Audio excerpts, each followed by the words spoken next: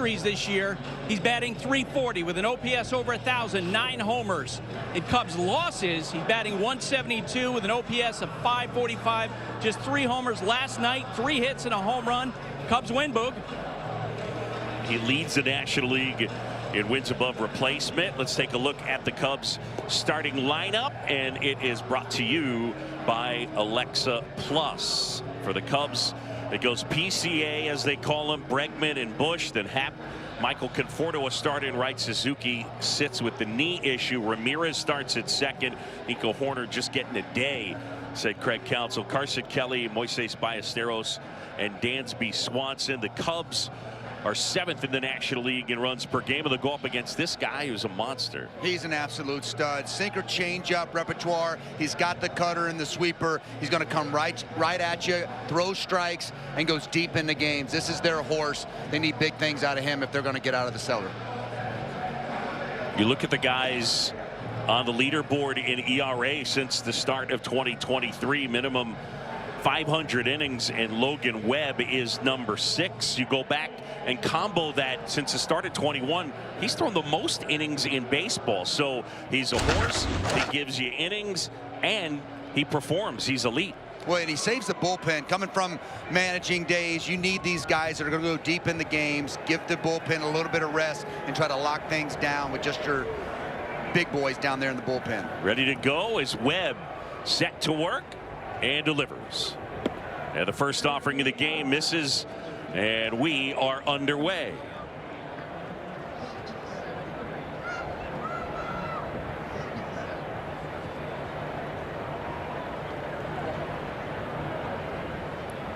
Here's the 1-0. And that one misses. Clint Vondrak is our plate umpire here in this one. As Webb, you can see him pushing the pitch count, working with Daniel Susac. They play Crow Armstrong to pull on the infield and outfield. Shortens to bunt, and that one is in there for a strike.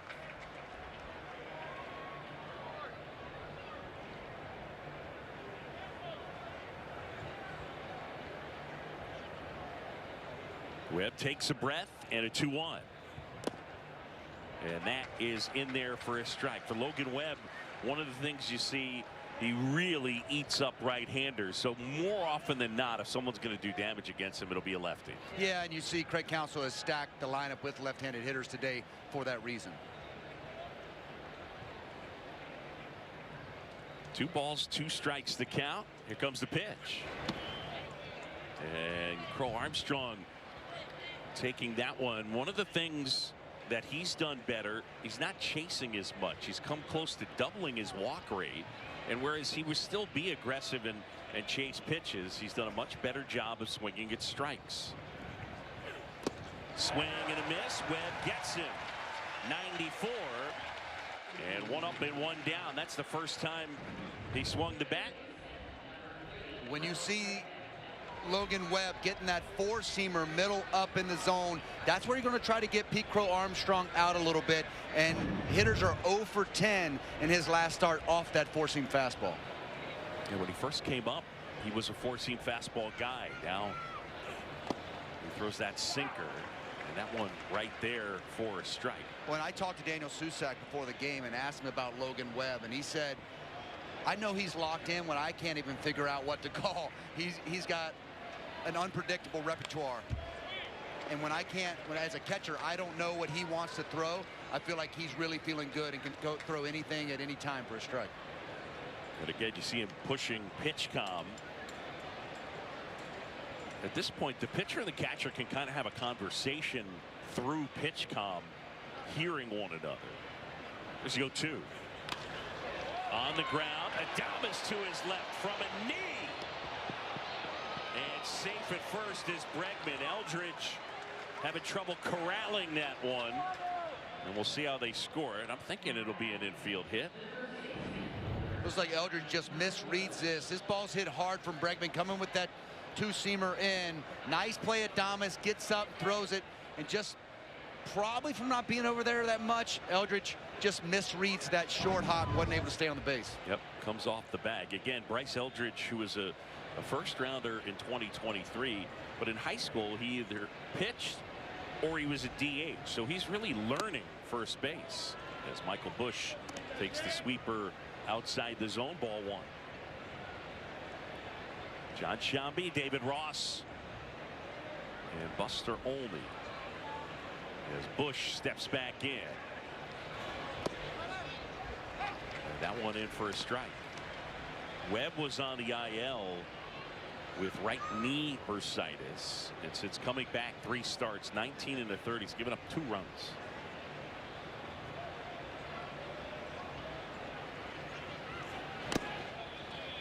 And that one missed.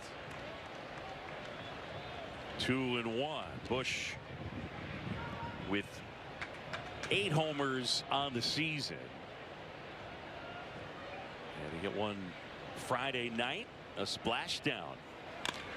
Line drive into center field, and that's a base hit. Gilbert will collect. And now 2 aboard. Here's that splashdown. They brought in the lefty Eric Miller to face him. And Busch rocked it out of here into McCovey Cove.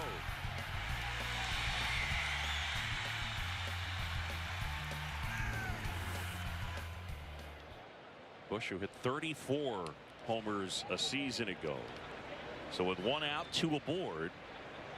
And here is Ian Happ. Happ, last 16 games, a dozen extra base hits. Yeah, there's a strike. Happer really feeling good lately. Talking to him before the game, the power numbers are up. He's usually a power guy in the second half. Feeling really good about this season he's having, especially going into free agency.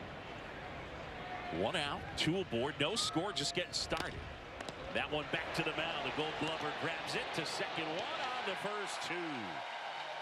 Webb starts the double play. And 1-6-3 to get out of the inning. The Giants will come up to hit, baby, when we come back. PFPs, baby, gotta get them.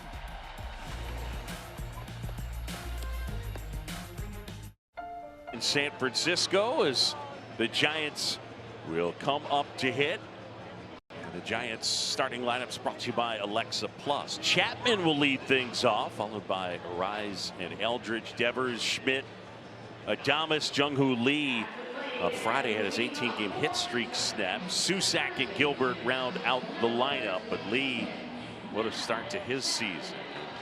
It'll be Ryan Rollison on the mound.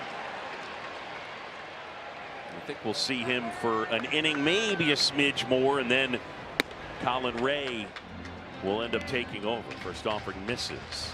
I think Craig Counsell is trying to get Colin Ray set up for a lot more success, more righties at the bottom of that lineup, and a heavy left-handed top of this lineup for the Giants.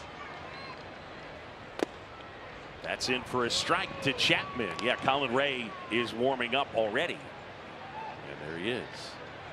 And confirmed. 1-1. Rollison to Chapman. Ryan Rollison, 28 years old, from Jackson, Tennessee, but was a first-round pick out of Ole Miss by the Rockies 2018. On the ground to third, towards the line, it's Bregman. Throws him out. Nice play here by Bregman. Hard hit ball to his right, going down the line. Tries to get in front of it, already positioned over there a little bit, as you see. Gets in front of it nicely. Just a little stumble, gathers his feet. Nice smooth throw. There it is. Icing early. He's going to find, get your feet under you. Noon game after a night game. You got to get those legs under you, Boog. This is an elite defensive team that the Cubs put out there. Maybe the best in baseball. They won the team Gold Glove last year in the National League. Here's a rise. Well, now how well Busch is playing at first and just continues to improve. You've got Gold all over the place. Nico not in there today, but a really, really good defensive group.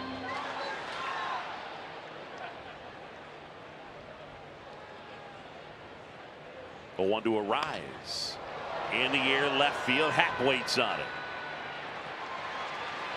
And out number 2. Cubs lead the majors in outs above average, second in defensive runs saved, and they got Gold Glovers everywhere.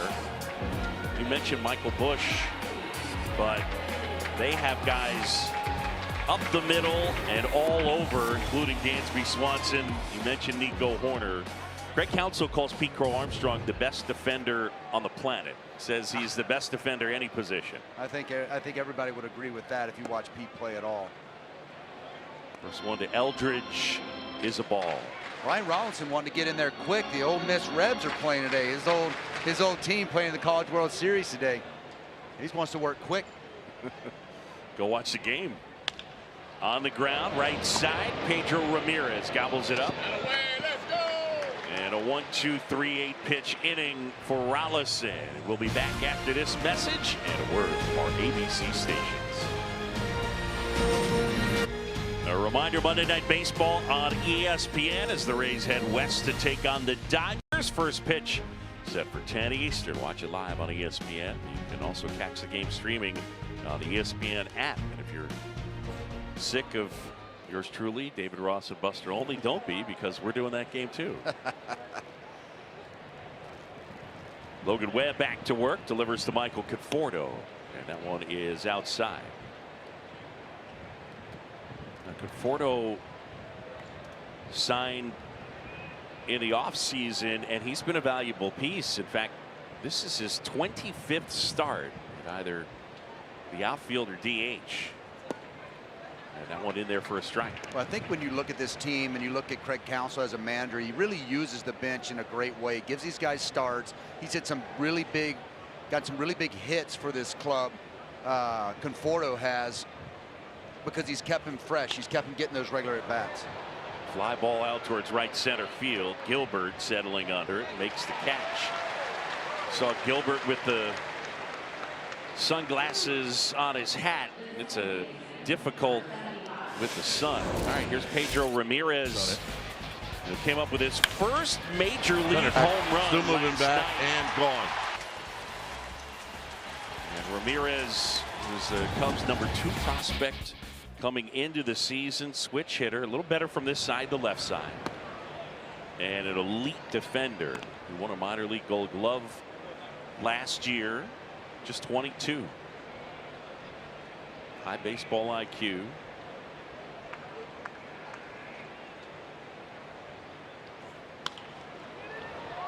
Fly ball in the air, right center. Gilbert charge again and makes the grab. And with 2 down, let's send it back to the studio and Kevin Connors.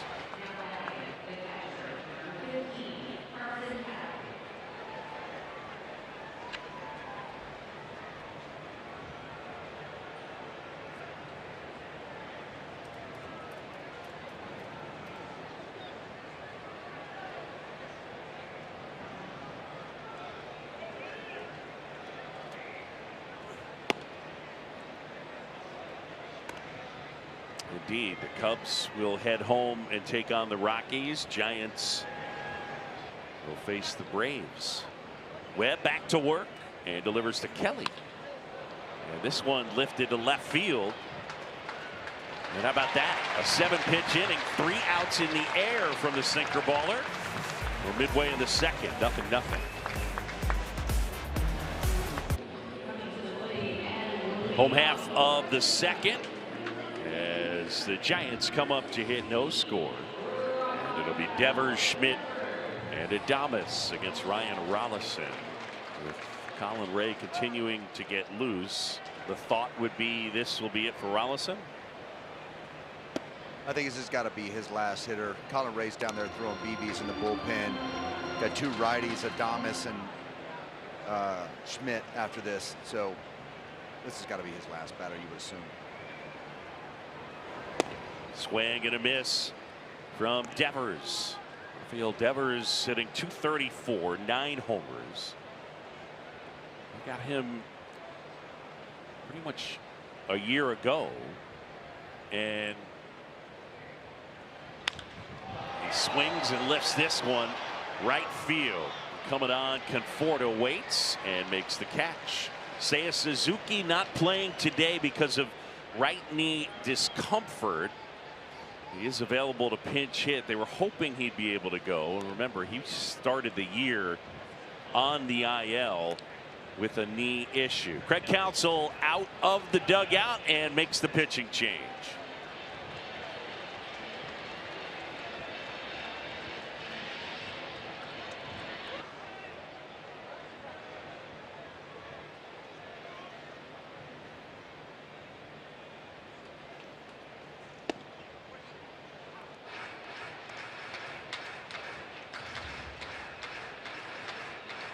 Colin Ray on here as he pumps in a strike to Casey Schmidt. 1 out, base is empty. And a swing and a miss for Ray.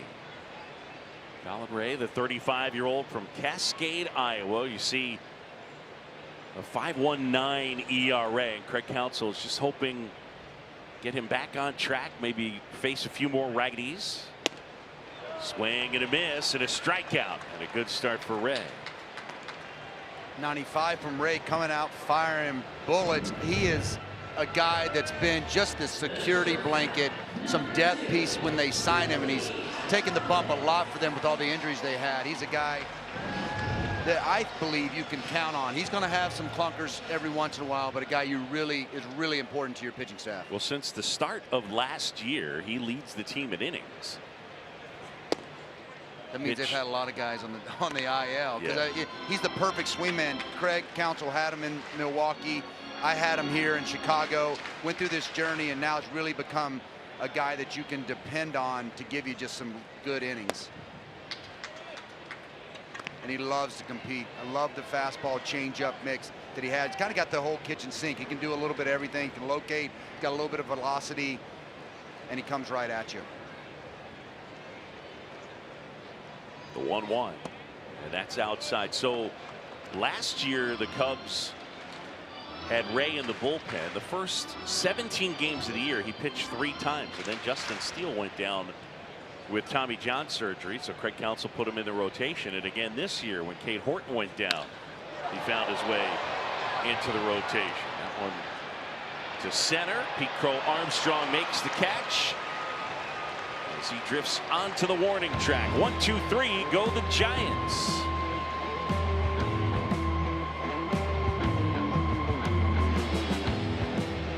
Team USA in the WBC, huh? Yeah, we happened to have I was in Nashville watching my daughter play volleyball. Went to country music guy at the Ryman's concert, Ernest, a buddy of ours, and Pat McAfee was there, and Logan got on the bus, and I talked to Mark DeRosa and the USA staff before that morning, just going over some of the WBC stuff, and D-Rose like, hey Rossi, put another bug in Logan's ear if you see him tonight.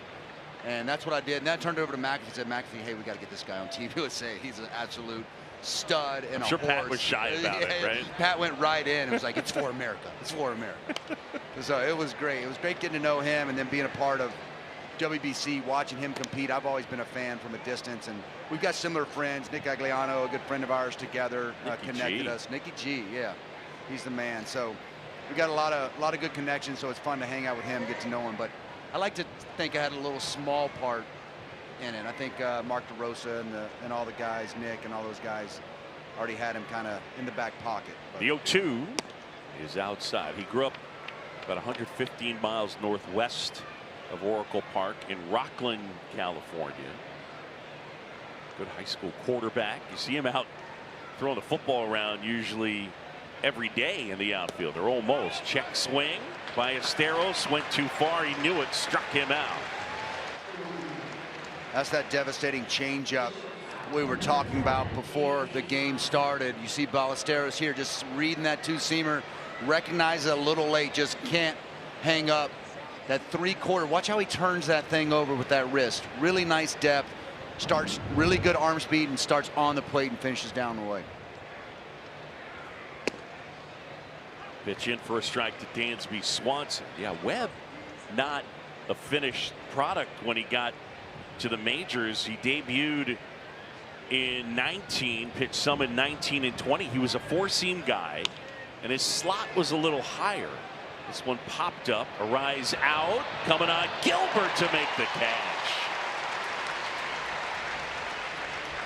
And there's 2 away. 2021 was his breakout year. Remember, he was kind of the front guy for that team that won 107 games. Remember, they ended up edging the Dodgers by 1 game, and then the Dodgers got their revenge. And he started game 1, right? Yeah. I mean, I remember watching that on TV and just watch just how he competed. That was to me his kind of breakout game from for a national audience. Watching that game, knows how to compete, loves the way he attacks. He's got just a lot of grit about him when he's out there on the mound. Pete Crow Armstrong here struck out swinging his first time. Webb deals.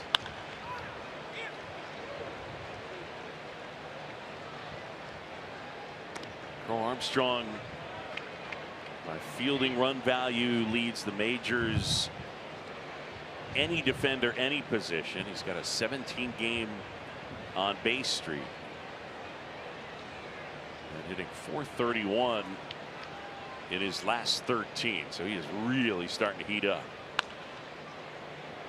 I think it's been fun to watch from my perspective. He came up my last year in Chicago struggling, didn't get a hit his first season and just getting exposed up in the zone. And now he's really disciplined, gotten a lot better at plate discipline and pitch recognition. And you see what the results are. Pitch down and away.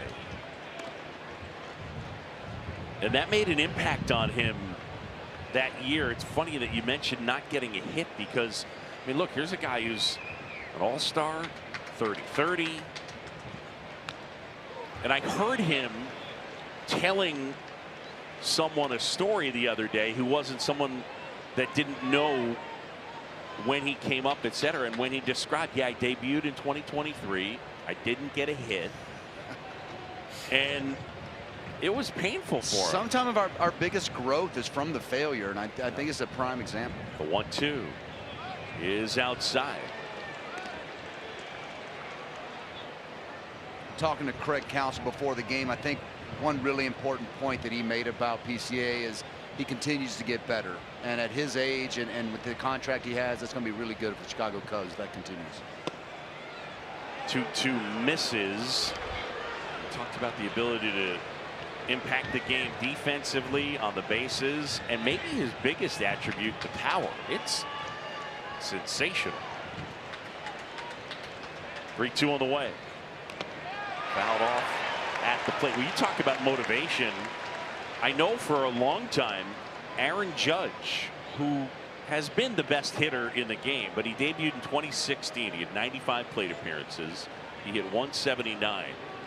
I know up until somewhere in 22, 23, he kept .179 in the notes section on his phone. Oh, wow. Just to remember. Line drive, fair ball. Down the first baseline, it'll kick off the sidewall. And a turn from Pete Crow Armstrong, but Lee did well to gather that in. And a rocket for a single for PCA after that 9-pitch battle. It's hard to hit the ball in the outfield for PCA and only get a single.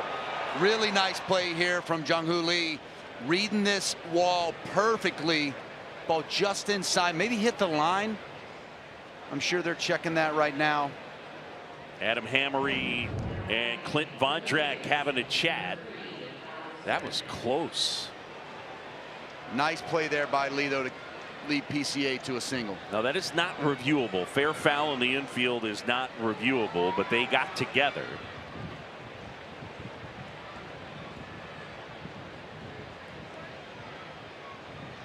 Crow Armstrong a threat to go. He was dancing. And there's a strike. Let's take another look.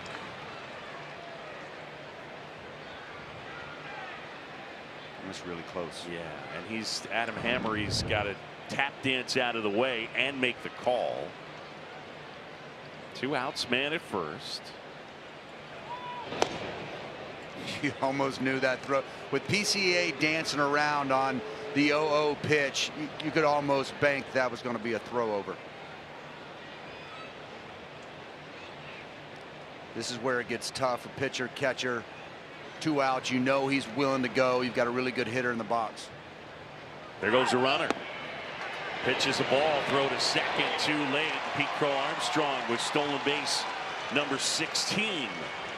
So a man in scoring position for the Cubs. Great jump here. Not much Suzak could do. Gets back there, low pitch, toughest one to throw on. It's that one down when you're trying to get your body out of the way. Nice job by Arise to pick that ball and keep it in the infield. So now Bregman with a count 1-1.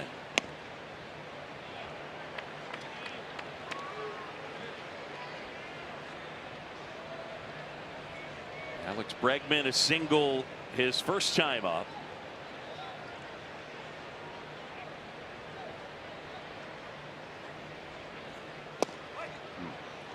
And that one finds the mark. Sweeper. And for Alex Bregman and the Cubs this year, hitting with runners in scoring position, it has been difficult at times. That one in the dirt all the way to the backstop. And Crow Armstrong down to third on a wild pitch.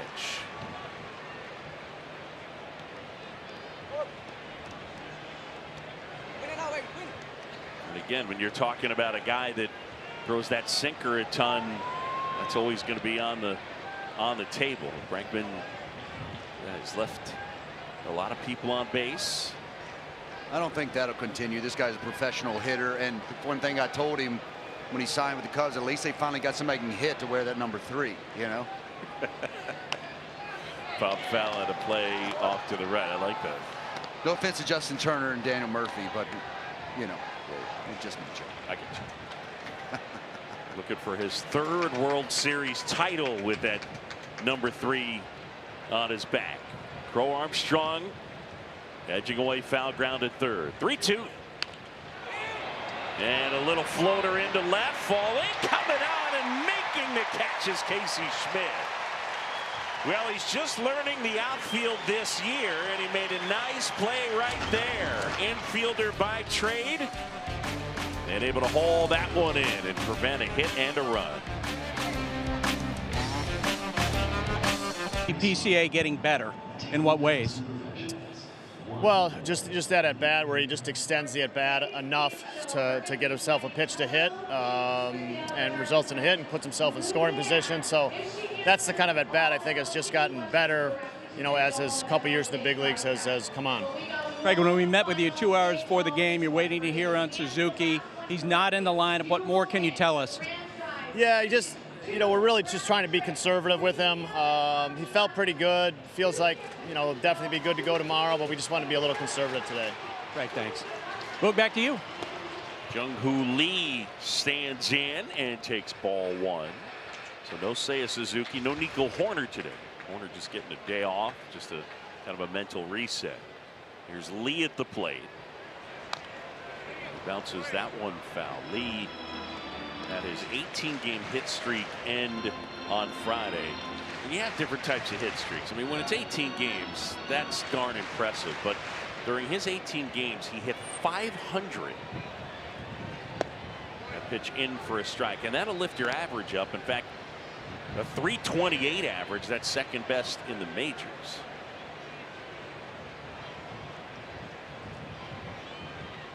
Colin Ray fires.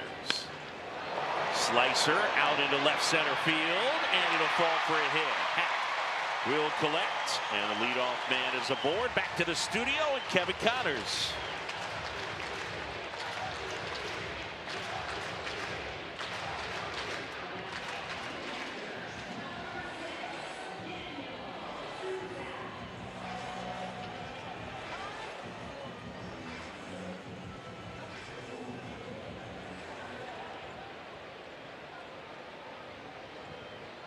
Indeed. So here is Daniel Susak. And a big swing and a miss from the catcher. All right, you guys got to do the secret handshake pregame, the secret catcher handshake. What'd you chat about? I talked to him about just the challenge system, the ABS. I'm just so curious. He's been really good at it. You know, first night in, got to watch the game.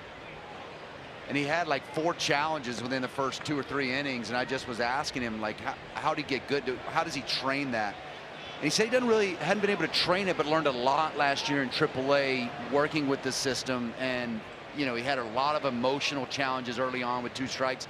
He's calmed that down and gotten really comfortable with when he's really certain about himself. The guy who's been the best in baseball at challenges is the guy to his right. Carson Kelly behind the plate has been successful 82.4% of his challenges, and that's in part why the Cubs as a team have been so good at ABS challenges, at least by percentage. The 1-2 on the ground, softly hit. Swanson to second for one. That's all they'll get. Yeah, Susac was 4 of 5 on Friday. That one not hit hard enough to turn into a double play. I thought he challenged that last one that was outside, so Todd Tishner felt a little better about himself. I mean, you got to keep that relationship working. I think that's one of the fascinating things from my vantage point, is like, that's a sticky situation that you've got to talk through with the umpire, because you're kind of showing them up, I guess, to some extent. And I talked to Susac about that yesterday, Rossi, and he said that as he was doing the challenges, he was kind of explaining, like, you know, I probably missed that one, but I'm going to try that one. Twice he said, hey, it's 3-2, I'm going to give it a shot. Tishner understood, and he had a smile throughout the entire half inning. 0-1 to Drew Gilbert. That's down and away. Susac, his older brother, caught for the Giants. Andrew was a Giant in 14 and 15, and is getting a really good opportunity now since they traded away Patrick Bailey on the 9th of May. In the air, left field, Happ coming on, and he makes the catch. And back to first goes Susac. Oh, he's out. Oh, wow. That was close. I didn't even think Ian had a chance at that. Really nice play here by Ian Happ. Tough ball coming in to get it and recognize it, throwing off the back leg. Nice strong throw by Happer. Turned into such a good defender. He's won the Gold Glove 4 straight years. Yeah, he's definitely safe. Adam Hammery back in there. I mean, you don't have to say definitely safe. I mean, He was definitely safe. Just moving fast up here for me. I mean, there's a little knife there to the back. I'm sorry. Here's Matt Chapman, the leadoff man.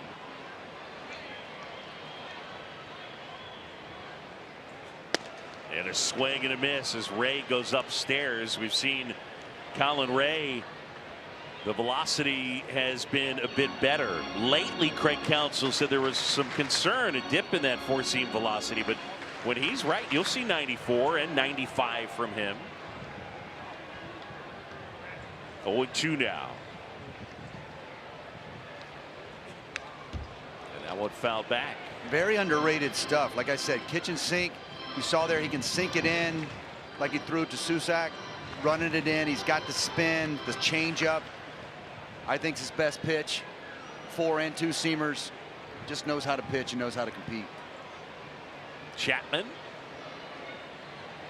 And Ray fires. Swing and a fly ball left field. Happ towards the line. And Happ makes the catch. No runs ahead and 1 man left. No score. We'll be back after this message and a word from our ABC stations.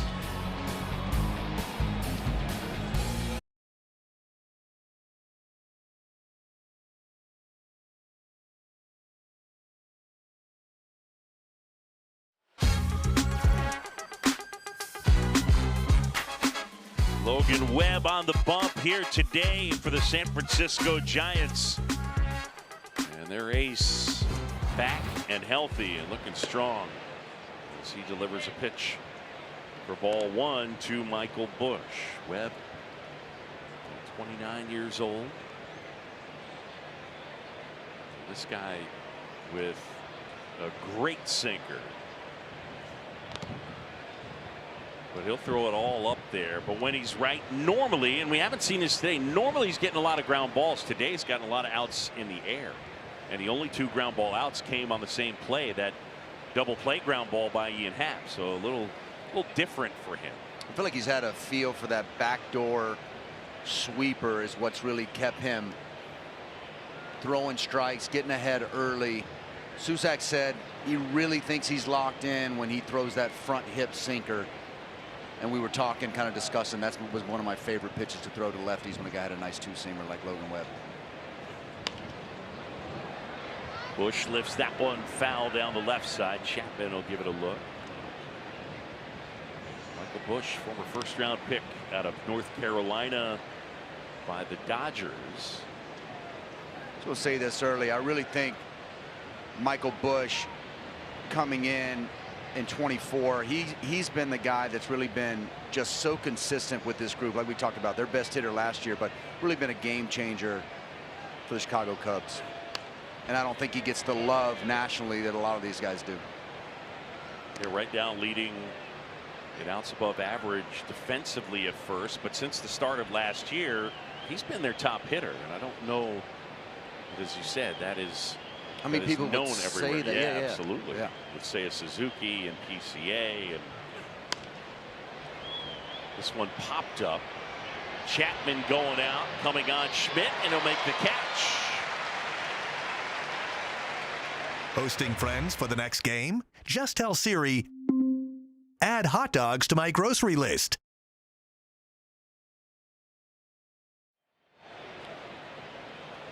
Casey Schmidt, as we mentioned, an infielder by trade, and this year he is now settled in as their left fielder, but it's his first look as an outfielder professionally. One down, Ian Happ, and a swing and a miss. Yeah, Boog, he told me that he really loves learning a new position in the outfield. He's had fun doing it and embraced it. The old adage, if you hit, they'll find a spot for you. Indeed.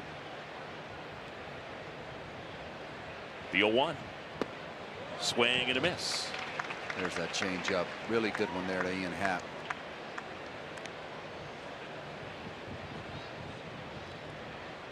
Webb at 51 pitches.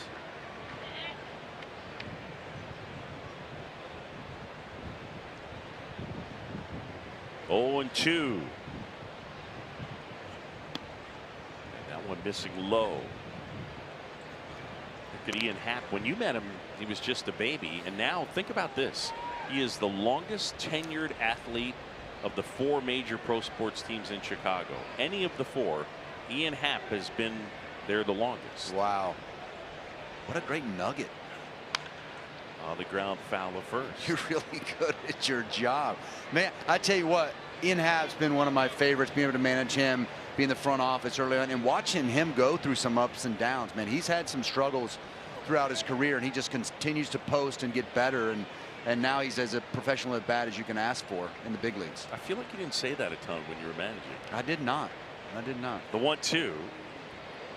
Inside corner, and Happ is gone. Webb gets that front hip two-seamer right there. Back to the studio and KC.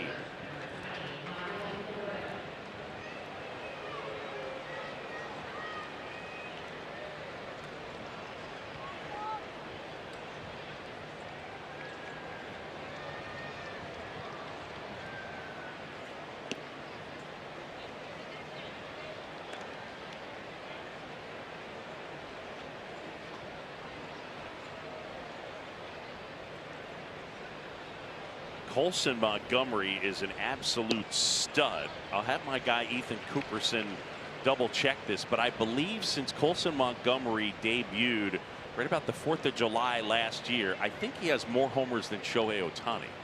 Wow. I mean, he is, I think, a star to be, and he does a really good job defensively. Well, I know Cubs fans love to hear this, but the White Sox are rolling. Very entertaining. There's a break ball for a strike. And 1-2.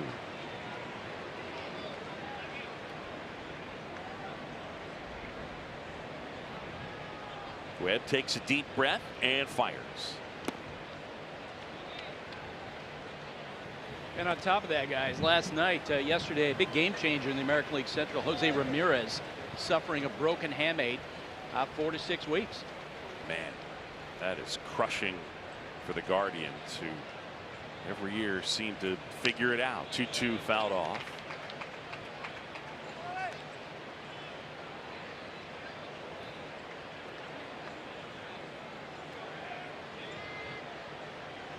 Michael Conforto 0 for 1. Webb has been in control here. And that one fouled off. All right, so the correct numbers since Colson Montgomery debuted: Ohtani has 39 homers, Judge has 39 homers, and Montgomery has 38. Is that including today? That includes today. All right, so I was one off. Nice. Maybe you're not as good as your job. I guess not. Thanks. Appreciate that. You could have just said I take it back. Just room for improvement. I take that back. That's all it is. 2-2 is on the way. And he struck him out. Webb goes upstairs and gets him. We talked about that two-seamer in. Last two struckouts, a two-seamer in and a four-seamer up. You see here to Hap, just frozen pizza. One of the best pitches to call from a catcher, and then the four-seamer to Conforto for strike 3. 2 punches.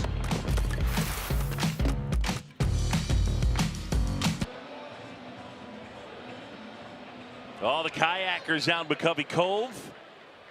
Waiting on a homer with Luis Ariz at the plate. Colin Ray drops in a strike. 0-1. It'll be Ariz, then Eldridge, and then Devers. Luis Ariz riding a 13-game hit streak. One of the things with this Giants offense, they don't walk a ton. Now Eldridge does and has a really good eye, but they have the lowest walk rate in the majors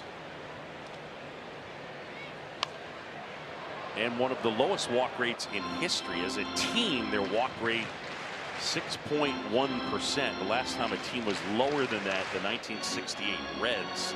So for Tony Vitello, we're trying to figure out something to do at the top of the order. He had been putting Ariz up there. It's Chapman today. Prior to that, it was Schmidt for a stretch of about 11 games. On the ground, fielded by Colin Ray. The toss to first. Bush will step on the bag. And with one away, we'll bring up Bryce Eldridge. Eldridge talked about being a first-round pick in 23. Debuted last year in September, but wow, is he hot, and had quite a moment on Wednesday with a walk-off grand slam. They were down 9-1 going into the 8th and came back and won it. Does he give you Brandon Belt vibes? Yeah. I mean, it is like, it makes the high, it's a big guy, the beard and just the high pants. Yep. Left-handed hitter. So I think somewhat similar stance. Yeah. Son of Baby Giraffe. Oh, there you go. Yeah, a little bit. The truck's always ready. I did ask Bryce Eldridge about that, and he just shrugged and said, yeah, I've heard it. He said they did give me his locker, so he's in Belt's old locker in the clubhouse. This guy is a two-way player in high school. He could bring it. I asked him, all right, so we get you on the mound, we give you about a week. How hard are you going to throw? He said, 94, maybe something along those lines. Tap back to the mound. Ray. And out at first. Ray had trouble getting it out of his mitt as Eldridge was making his way down the line. He knew he had time here, just couldn't get a grasp on it. Plenty of time. Eldridge not really moving good. Looks like he hits the thumb of his glove, just trying to get in there. Finally gets a grip on it and barely gets him by a step. Whew. Half a step, maybe. That's close. Yeah. So 2 away now. And it'll bring up Rafael Devers. There's no score here in San Francisco. John Sciambi, David Ross, and Buster Olney. Line drive, base hit right field past the lunging Ramirez as Devers hits a rocket. Devers is happy Nico's not in the lineup today. He might make this play. Nothing against Ramirez. Nice effort there.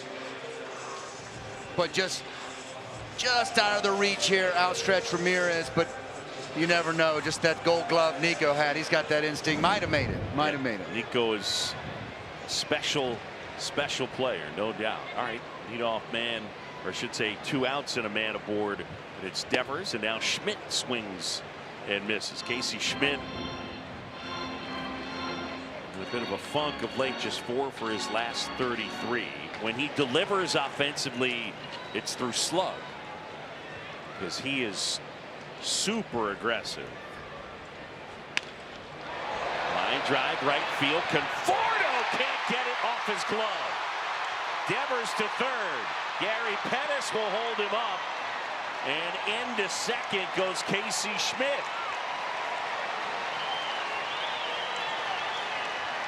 Michael Conforto just missed it. Really good effort there from Conforto. Ball inside to Schmidt. Line drive to Rice. Ball's in. Does a nice job keeping his hands inside there. Conforto just out of reach. Great effort. Good job knocking it down. If he doesn't touch this ball, that's definitely a run. So him knocking that down with that great effort keeps it second, third with 2 outs, and Colin Ray a chance to get out of this. Gary Pettis holding up Devers at third. Here's a swing and a fly ball left field, and Happ is there, and Adames retired. And the struggles continue for Willy Adames. Giants leave a couple. We'll head to the 5th. And how he's a growth mindset. He welcomes feedback. What's been your experience with that? Just that he's mature. I think maturity can be a little bit of blurred lines. Most people think it comes with age and experience, which that stuff can help. But I think part of the reasons the Giants believed in him when they drafted him is his mindset and just the way he is socially, the way he works. He's super mature. Logan Webb, 61 pitches through 4 innings. What's the process when you decide when to take him out? Well, now that he's kind of had a few outings underneath his belt, he was restricted to 80 pitches or so. We gave him a little more than that the first go-round. He's built up the next 2 times, so the ball is his as long as he wants it, and we're playing good D behind him. So we'll see how long he goes today. Tony, thanks. Thank you. Boog, back to you.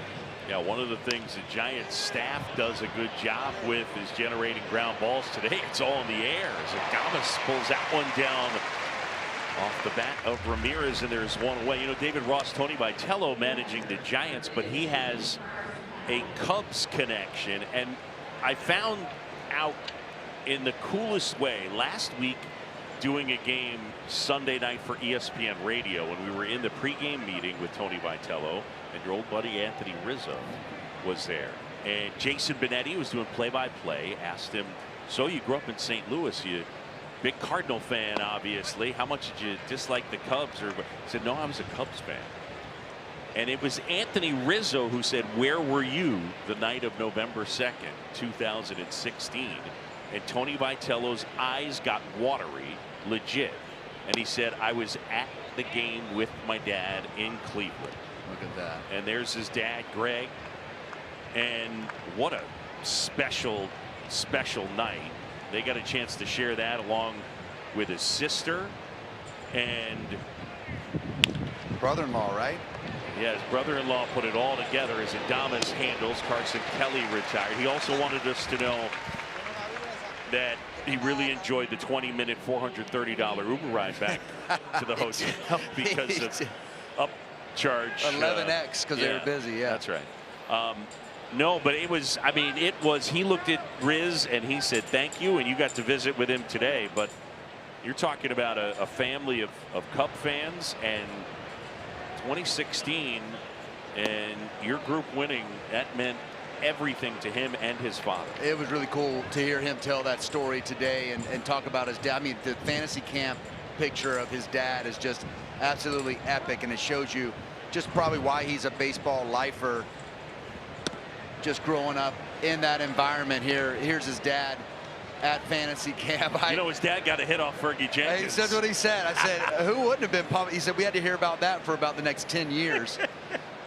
You get to get a knock off Fergie, everybody's going to be talking about it. The 1-1 is down and away.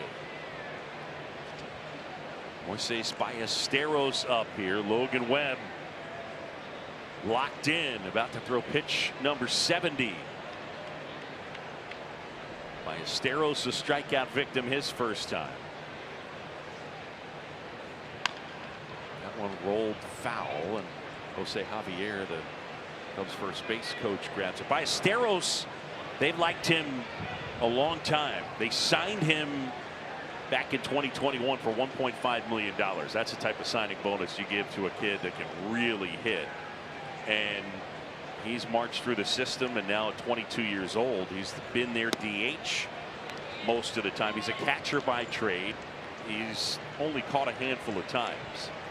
I mean, he was on the radar back when I was managing, and just you look at his numbers, and he's hit everywhere he's been. A nice, calm approach, there's real contact within that, which I know the Cubs organization loves. Line drive, base hit, right field. Lee going to chase after it. Ballesteros around first, and Moises Ballesteros with a 2-out double. Well, right on cue there. Ballesteros here, just nice and relaxed, just such a calm approach. You see here, big leg kick, but the head is still right through the baseball, and hits a nice line drive through the 4-hole that gets all the way to the wall. Really nice piece of hitting there with two outs. That leg kick, kind of an ode to Carlos Gonzalez, another Venezuelan player. Wow, that was his guy. Okay, that makes sense. That looks like a little cargo. As a catcher, he loves Salvador Perez, but yeah, Cargo's his guy. Here's Dansby Swanson now, fouls one away. Those are some good guys to emulate your game after, for sure.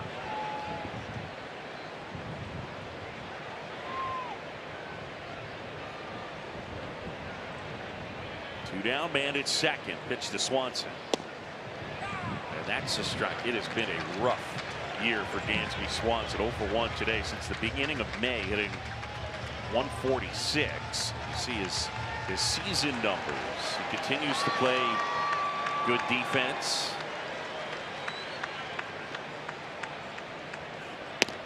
There's a couple things I can relate to, is that's being terrible at the plate, and just you know, with Dansby going through a little bit of these struggles. Obviously he's had a really great career, but you get out there and you want to touch the ball, so your contact point just gets a little more out in front the more and more you struggle, because you hate popping balls up, rolling over, swinging and missing. So you're really trying to give yourself the biggest advantage, and all of a sudden your mechanics get so far out in front, it's hard to back it up and trust yourself.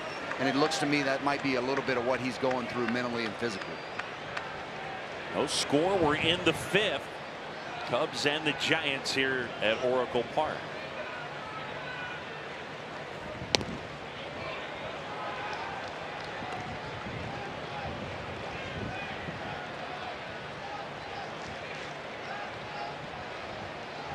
This is one of those dreaded national games, and I'm sure Giants fans are longing for Kruk and Kite. We're sorry, I missed them too. Well, I felt like you were slumming it a little bit today without JD next to you. He came in and said hi. He did. And then we got a chance to visit with Dave Fleming and John Miller. John Miller was on the call. It was an ESPN game when you hit your first major league homer. That was a cool story he told me. Against Mark Grace. This one popped up. Chapman shading his eyes, found ground. And he's got it. Swanson is out. And we'll be back after this message and a word from our ABC stations.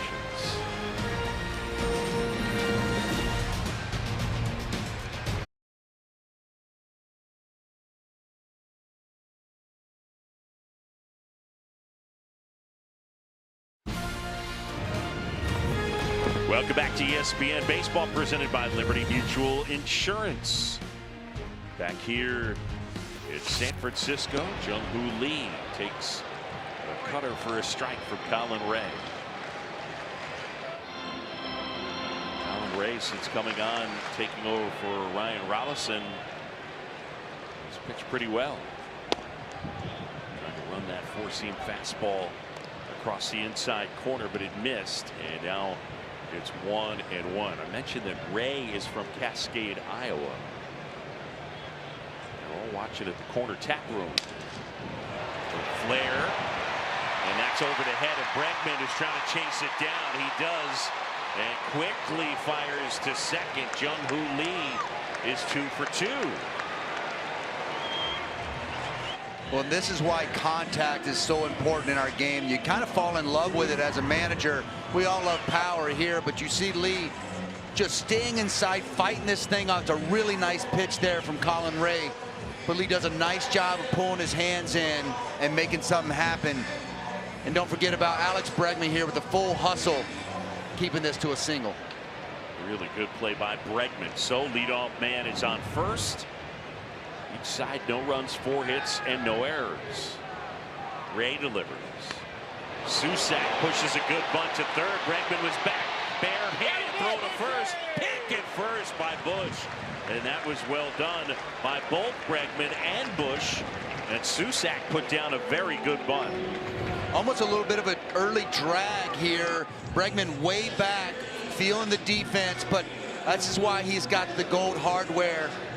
Coming in, gathering his feet, and a nice play by Bush here. Bare hand, you see, and Bushy picking him up. You need that good first baseman down there to be able to bail you out. That's how the defense scores well throughout the season.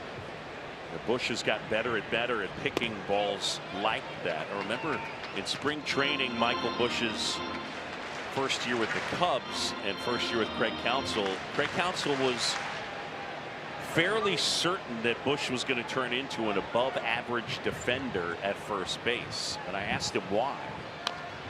It's tapped foul. He said it was something that he learned from Matt Arnold, who's head of baseball ops for the Brewers. And you look at that pick. He said anytime you're taking an infielder, a second baseman or a third baseman, and moving him to first, you have a really good chance to get a plus defender at first base, because those guys or those positions are harder. You're moving to an easier spot on the defensive spectrum. In the air, left field, and that falls for a hit. Racing around and coming to the plate is Lee, and he's in. I mean, it just stayed in the air forever, and the Giants take a 1-0 lead. Well, I don't even think Drew Gilbert thought this ball was going to stay fair, judging from his reaction. He watched it for a little while here. Didn't really get out of the box too much, but you see it falls right in no man's land. Ian Happ was more to the pull side in the outfield. Alex Bregman had no shot at this ball. Just an absolute dying quail right on the line for a double for Gilbert. So Lee comes around, an RBI double, 1-0 San Francisco. The first one to Chapman is in there for a strike.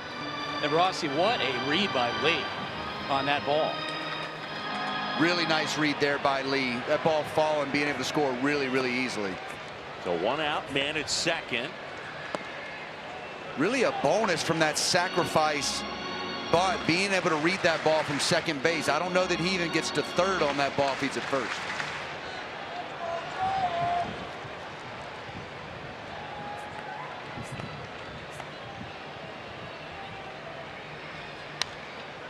Popped up. Right side foul. Bush and Ray coming over. Falling to Camberwell. Let's take a look at that base running again. You see here Lee at second base, shuffle, shuffle. He sees, he looks at Ian Happ right there in the middle. Boom, he's off and running as soon as he gets the go ahead from Pettis at third base. Really nice job of staying in no man's land, reading that, get as close to third as he possibly could to score easily. Grandson of the wind showing off the wheels right there.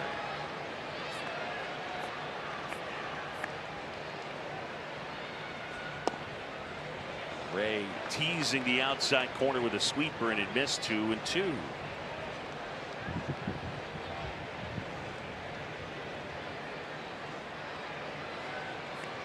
Chapman waits. Ray deals. It stays even. It's the 4th time that Chapman has hit in the leadoff spot in his career. Great look from that right field corner. Gorgeous day. Yeah, no doubt. Out there by McCovey Cove. 2-2. Center field. Pete Crow Armstrong back some more. And that one is gone. Wow. I mean, a laser home run to center field.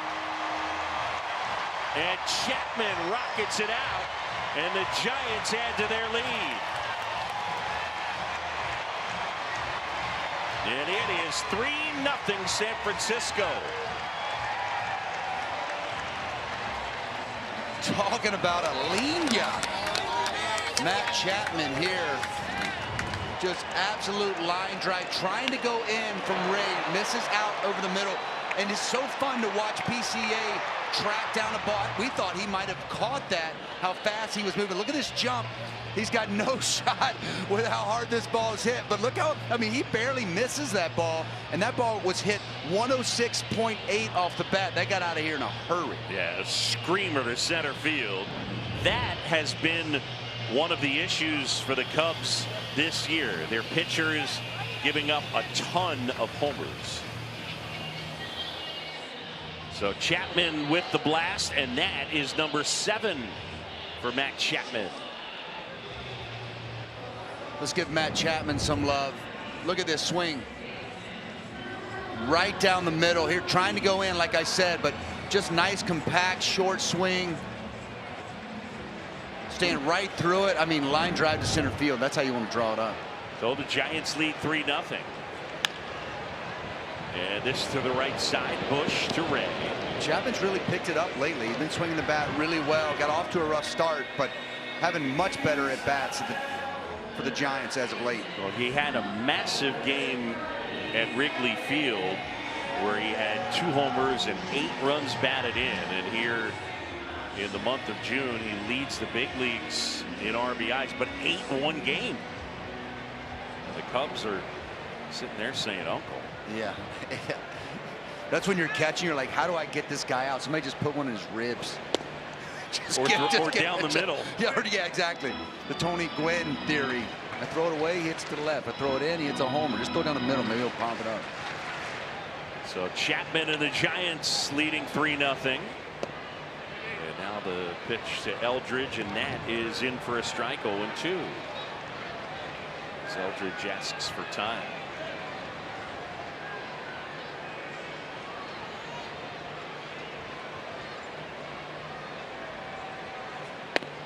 Cubs bullpen is quiet. Eldridge, last 13 games, a 449 average. And the on base is over 500, so he's kind of an outlier on this team. Take his walks, really does well getting on base. Pops that one foul. He's the leader in all those categories, and again, he didn't make the team out of spring training. He was recalled on the 4th of May. 1-2.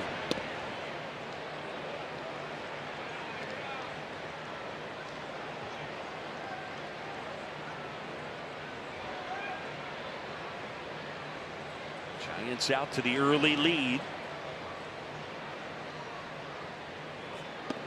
For the Giants, their first lead in this series is the changeup misses. Now 3-2.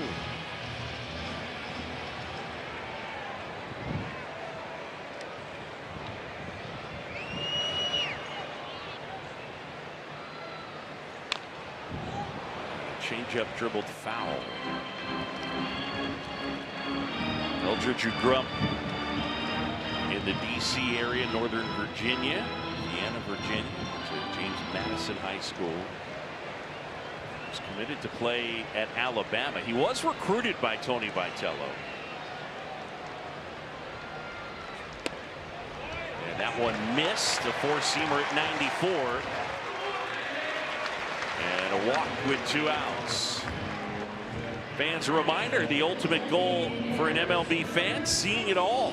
The MLB Journey to 30 sweepstakes presented by T-Mobile is the ultimate bucket list. Enter now for your chance to win trips to all 30 ballparks. That's right, all 30. MLB.com/journey to 30 sweeps. I'll be like that guy on the surfboard. You see that? That's pretty neat. Little foil. That's who you should have come to the ballpark today. In the wetsuit and the surfboard. There he comes. Here he comes. In all his glory. 2-0 to Devers with a man at first. 3-0 Giants. The pitch. Ray missing outside for Rafael Devers. He's flied out and singled. one of the things you look at with the Giants, been here about a year, a 761 OPS with San Francisco, with the Red Sox 859. Bregman will give chase and watch that drift off out of play. Okay, so with the Red Sox 859 is getting you the All-Star game every year, and he's made it 3 times. 761 is a nice play. Well, I've noticed a couple misses. He had one night 1, game number 1 in this series. Deep fly balls to left. They're homers at Fenway Park, you know, and that approach is really sustainable. Here it's a little bit more difficult with what, first or second hardest park to hit a home run in. And you see here Devers' numbers. You know, when you miss one to left at Fenway Park and get a double out of it, that builds your confidence. Yeah. Here, you miss that, it's an out. Yeah, this is a really tough left-handed home run hitter's ballpark. I mean, a tough home run hitter's ballpark to begin with, but Devers will take his base. Colin Ray just looks like it's getting a little bit out of his mechanics. Everything's missing arm side, up and away to these left-handed hitters. 28 pitches in the inning. See what the Cubs do in the bullpen. I mean, you think about it, I'm sure that there's some frustration. Lee with a ball he hit a little over 50 miles an hour, and then Gilbert, the one that just found the right spot that produced a run, and then Chapman the rocket, and with 2 outs, back-to-back walks.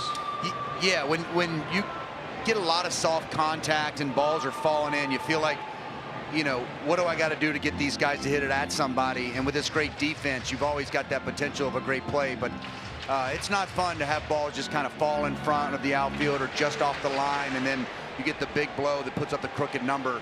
It's a little deflating, but you got to continue to attack and let this game play out. 28 pitches in the inning.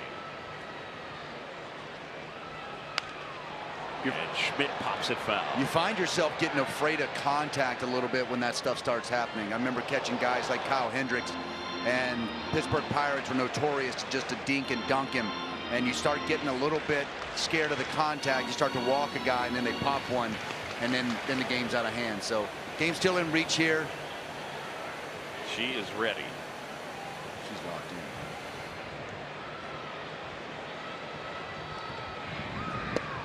You know, it's funny what you just said. I've heard pitchers and people talk about pitchers being afraid of contact. So you're saying as a catcher too, you could get afraid of contact. But just your frustration level goes up when you're like, we're executing the pitches and my pitcher's throwing better. I think that's the messaging. That one inside, and he hit him. Casey Schmidt gets plunked and the bases are loaded. Or even like that, you feel like you got to do a little more and you do a little too much and get outside of your mechanics here, and a ball gets away from you. The walks, the ball up and in here to Schmidt that hits him just a little bit outside of his mechanics, trying to do a little bit more, and that ball just gets away from Colin Ray. Definitely not on purpose, but you see Carson Kelly there set up in, that ball just runs. Kobe Milner up and throwing for the Cubs. Ray at 31 pitches in the inning, and now with the lefty getting loose, Colin Ray will try and retire Willy Adames. Adames 0 for 2. Bases loaded, 2 outs. Giants up 3-zip. And that one down and away. Now Adames, mentioned that game where Chapman hit 2 homers. Adames hit 2 homers in that game as well a week ago last Friday. The 1-0. And that misses. Since that 2-homer game on June 5th, he is 1 for 26. Eldridge at third, Devers at second, Schmidt at first. Here's a 2-0. And a line drive, 1 hop collected by Swanson to Ramirez at second. And Ray gets out of it. The Giants leave him loaded, but San Francisco strikes first. Gilbert an RBI double, and then Matt Chapman a laser to center. It's 3-0.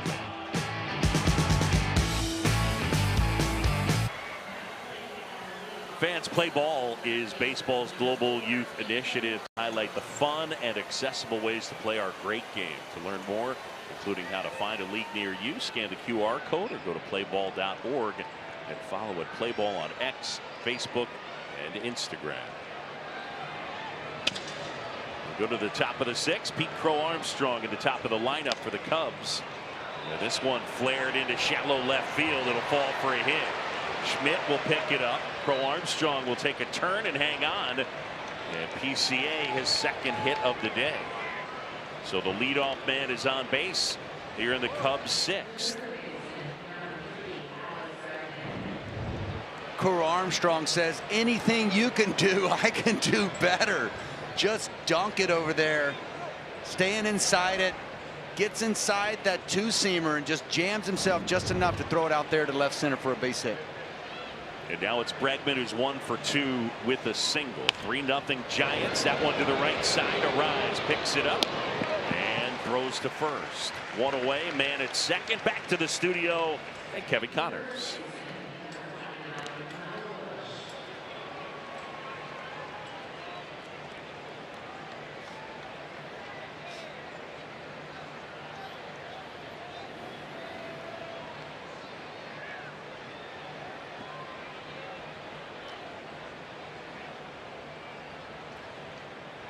I lived in Miami for a time, and they used to have Glenn Rice, the basketball player, and a guy used to hold up a sign that just would say, "We like our rice hot." I gotta figure somebody will show up at Yankee Stadium with the "We like our rice hot" sign. Michael Busch here, and the sweeper is in for a strike. Logan Webb going about 20 minutes between pitches. Would you as a catcher ever see that as an issue? Your team goes out and scores, and then the pitcher comes back out after a long layoff and he's not as sharp? No doubt. You see it all the time. The rhythm of the pitcher is the same as the hitter. You get those guys. I tried to sprint out there pretty quick if it was a long inning, and I normally wasn't on the base path, actually. So I would be able to run out of the dugout pretty quick and give them as many extra warm-up throws as they could get in the time frame. The 2-1 is in for a strike, and it's 2-2 to Michael Busch. Usually, you know, the team puts up, especially a veteran like Logan Webb, usually those guys come out pounding the zone, throwing strikes. The game gets fun when you get a lead with a horse on the mound, because you can just attack a little bit more, be more aggressive from a game calling standpoint, and it just gets to be really fun. And usually the best in the game lock down these types of games. The 2-2. Swing and a miss, struck him out. He got him with the changeup. This is the signature pitch for Logan Webb here. Look at the turnover. You got the low arm slot, the fingers around the baseball, and just turns this thing over. Looks just like a fastball to Busch and disappears. So Webb, 5 2/3 innings of shutout baseball here today. And Happ swings and flares one out into right center, and Lee makes the catch. 6 shutout innings for Logan Webb, and the Giants have the lead. Chasing velo and stuff. You've been able to stay consistent and go deep into games. What's been your secret?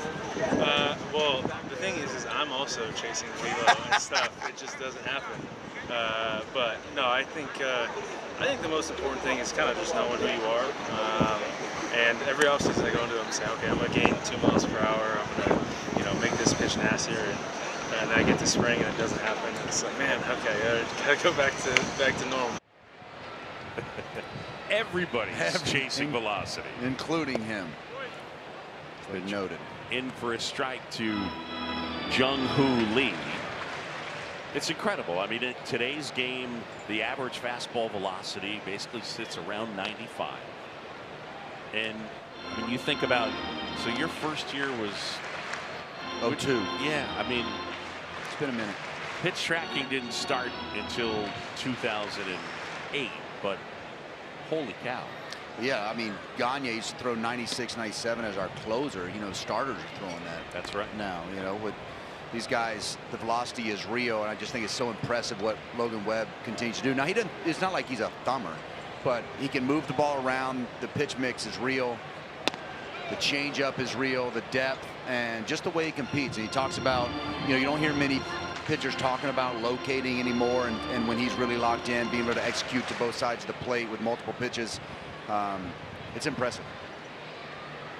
2-2. Hit on the ground towards first, but foul. I certainly wonder with Logan Webb and how much he relies on the edges, and also he had one of the best framers maybe ever in Patrick Bailey, and Susac is good, by the way, in that department, but getting so many non-strikes called strikes is a big part of his success. That's out to center, and Pete Crow Armstrong. So Doug, who you taking? Norway. Yeah, I'm all in. Huh, interesting bet. Tusen talk. All customers bet on the match and get bonus bets for every goal scored. It was May 9th when they traded Patrick Bailey to Cleveland. But this guy Daniel Susac's done good work. It was fun to watch him the other night just challenge some of these pitches, and like I talked about earlier, how confident he is in that skill set. I feel like it's going to be a real value that teams are going to look at in the future now, because that swing count, that 3-2, getting those extra pitches are so valuable.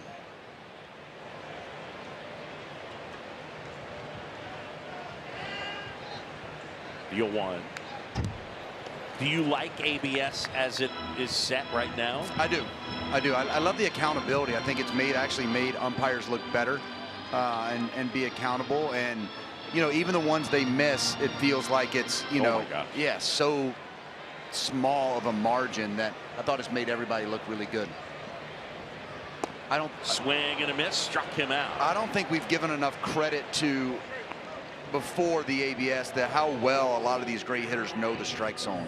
And when you see this play out with just such a small margin of error either way, it's been really impressive of how good the skill set is on the field. That's Clint Vondrack behind the plate. By the way, with that strikeout for Colin Ray, it's his second strikeout. They're giving away free drinks at the corner tap room. For every 2 free drinks here at this place in Cascade, Iowa, it's, they gather, they watch Colin Ray, you see them getting together, and right now they're passing out free drinks because of 2 strikeouts. 2 more strikeouts and more free drinks. It's a pretty good deal. That's amazing. All of Tallahassee would have been drunk if I would have gotten every 2 strikeouts from me. Well, the college football is Saturday. I would say they're usually doing pretty well. They're doing all right there. Yes, sir. They are. For Gilbert here, 2 outs, bases clear, and the Giants with a 3-0 lead.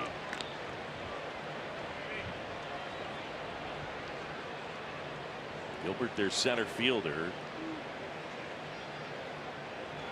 the guy who played for Vitello in Tennessee. Giants 3 runs, 6 hits. The Cubs no runs on 5 hits. We've played error-free baseball so far. The kick 2-2.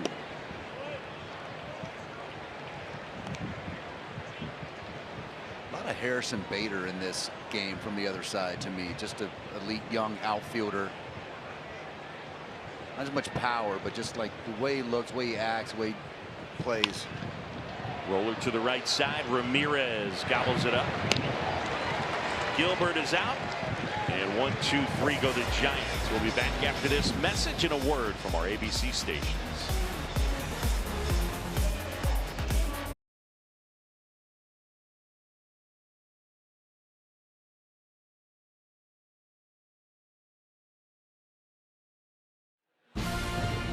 Welcome back. It's ESPN Baseball presented by Liberty Mutual Insurance. As we head to inning number 7, a look down there, all the kayaks out.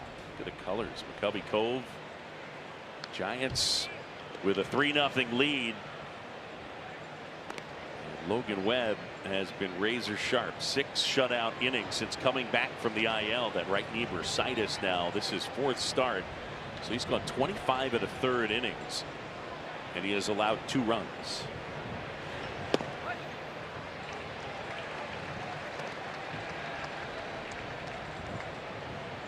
Yeah, it's a pretty good stretch. Came back. That knee he said was really bothering. It's his push leg, but it bothered him when he would run over to cover first, cause him a lot of pain. 0-2. Anytime you're not 100%, especially on the mound, it kind of goes for every position. But when you're having to tweak things and compete at this level, dealing with small injuries that affect either your stance or your mechanics on the mound, it's just really difficult to be great. The 1-2. And Conforto has gone on strikes. 6 strikeouts for Logan Webb. I tell you what, he's been really good. All quadrants, really not having to come in much, staying away. It's up and down away. He's getting that breaking ball over for strikes, and then a nice 2-seamer into here to Happ. He brings that thing back for a frozen pizza, and the changeup has been his pitch. Getting in the counts early with that breaking ball, as you see here, to Ballesteros, and being able to finish with the changeup or hard in. You just can't get the timing right as a hitter. 19 outs for Webb, only 4 on the ground. So that's a little bit of a surprise. Here comes the 0-1 to Ramirez. And there is Arise who gathers it in. And Luis Arise handles the chance. He has played excellent defense. And you think about the last few years, and people really wondered, okay, so where do we put him? He doesn't slug. He's going to hit for a high average. But this year, by all the defensive metrics and by the eye test, he's played outstanding D. And obviously, Ron Washington has had a lot to do with it. That one line to center. Gilbert is there, and he makes the catch. Wash is definitely the infield whisperer. We definitely can do that. No question.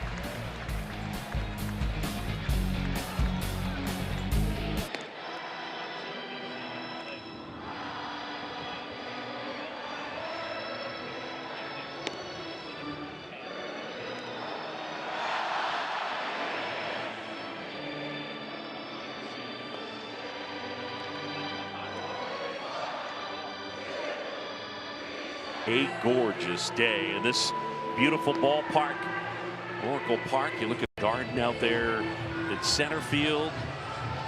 And one of the other cool aspects of this park, Rossi, right above us, yeah, the Gotham Club. There are 2 bowling alley lanes in there. So we can go up, get a couple of frames in. That's beautiful. I mean, holy cow. You good bowling? No. Me either. And then right beyond the wall, that is another Gotham club, or you got to pay a membership, but really neat out there. Look above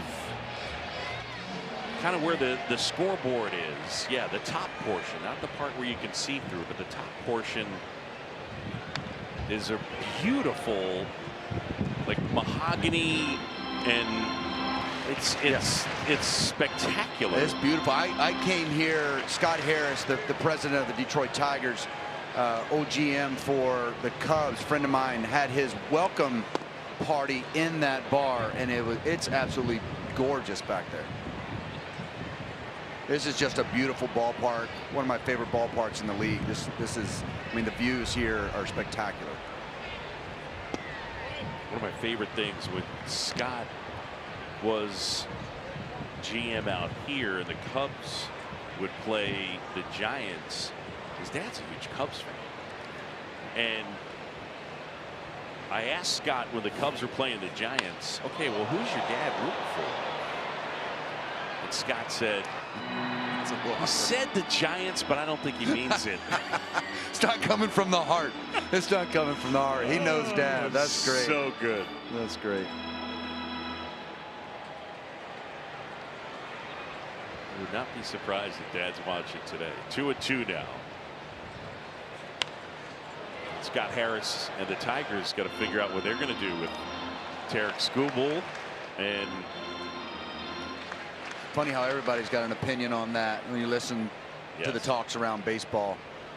Very interesting. 2-2. Pitch to Chapman.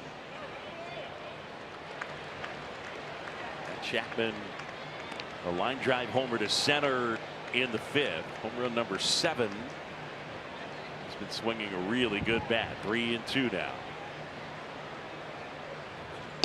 And that one missed for ball 4. The leadoff man is aboard.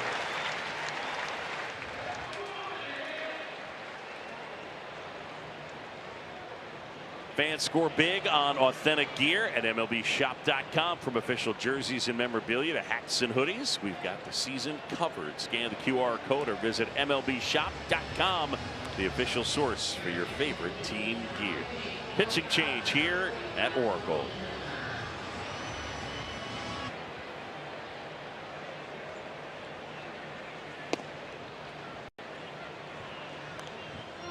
Kobe Milner delivering a pitch outside the strike zone to Luis Ariz. Man at first, nobody out. And Ariz shortening the bunt, takes the ball, and now it's 2-0 with the corners squeezing in.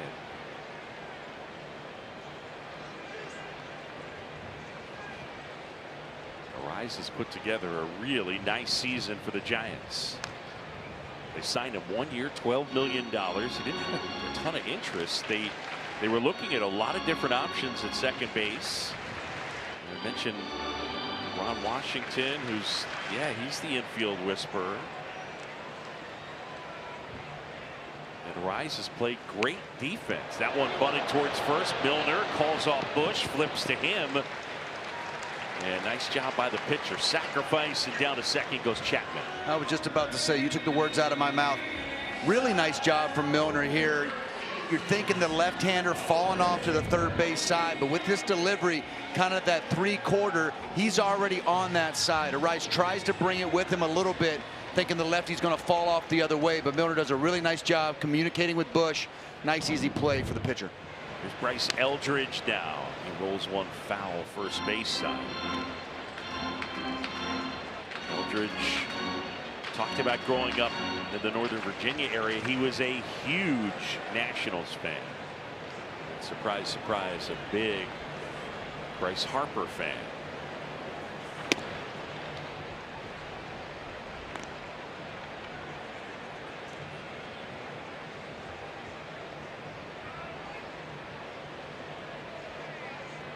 One and one, man at second, one out.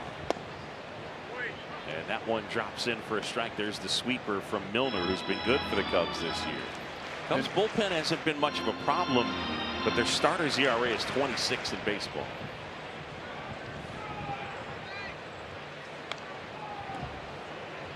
And Eldridge just gets a piece. All right, so Bryce Eldridge, his first major league hit, it was a double in LA back in 2025. He got to second. He told me, I started to think, man, Bryce Harper's first major league hit was a double out at Dodger Stadium. That's the other way, and a base knock. Hap up with it. Here's the throw to the plate. Too late. In to score is Chapman. And the Giants lead 4-0. Eldridge doing a great job just getting enough of it.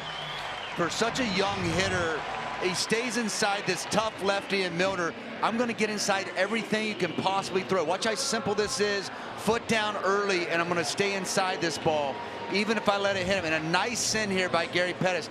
Matt Chapman did not get a great read on that, but it was in no man's land, hit soft enough, and Gary Pettis sends him home for the 4th run of the game. So they'll run for Eldridge.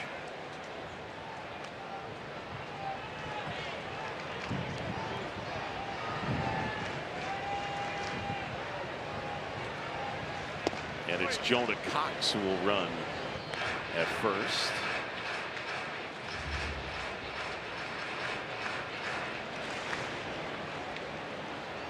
I'll tell you, Bryce Eldridge. That was a pro at bat for a young guy. Yeah, that was a pro. And he hadn't had a great day. A lot of first pitch swinging, soft contact, worked to walk the last at bat, and then a really nice job. Look at it, just foot down early here. Tough lefty. I mean, he pulls those things in tight, just feels that two-seamer sinking in. One out man at first. The pinch runner, by the way, is Jonah Cox. So Cox running for Eldridge, and he could scoop. Here's Devers with a count 1-2. By the way, you and Jonah Cox have something in common. Oh, God. First major league homer against a position player. Oh, nice. His first major league homer was last weekend. Close play, safe, says Adam Hammer. His first major league homer was last weekend at Wrigley Field off Carson Kelly. Oh, Carson Kelly. I watched that. That's right. Let's see here. Diving back. Really close.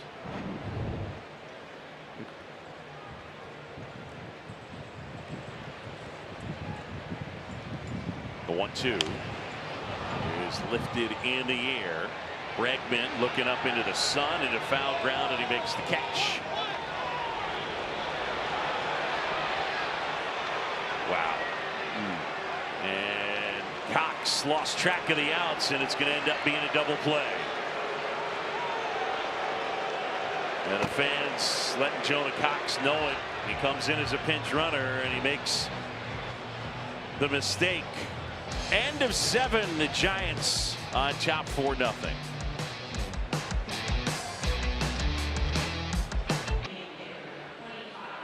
Well, Tony Vitello cannot be happy with Jonah Cox. There's one out. This one popped up, and he just puts it into cruise control. And back to first, and he realizes his error.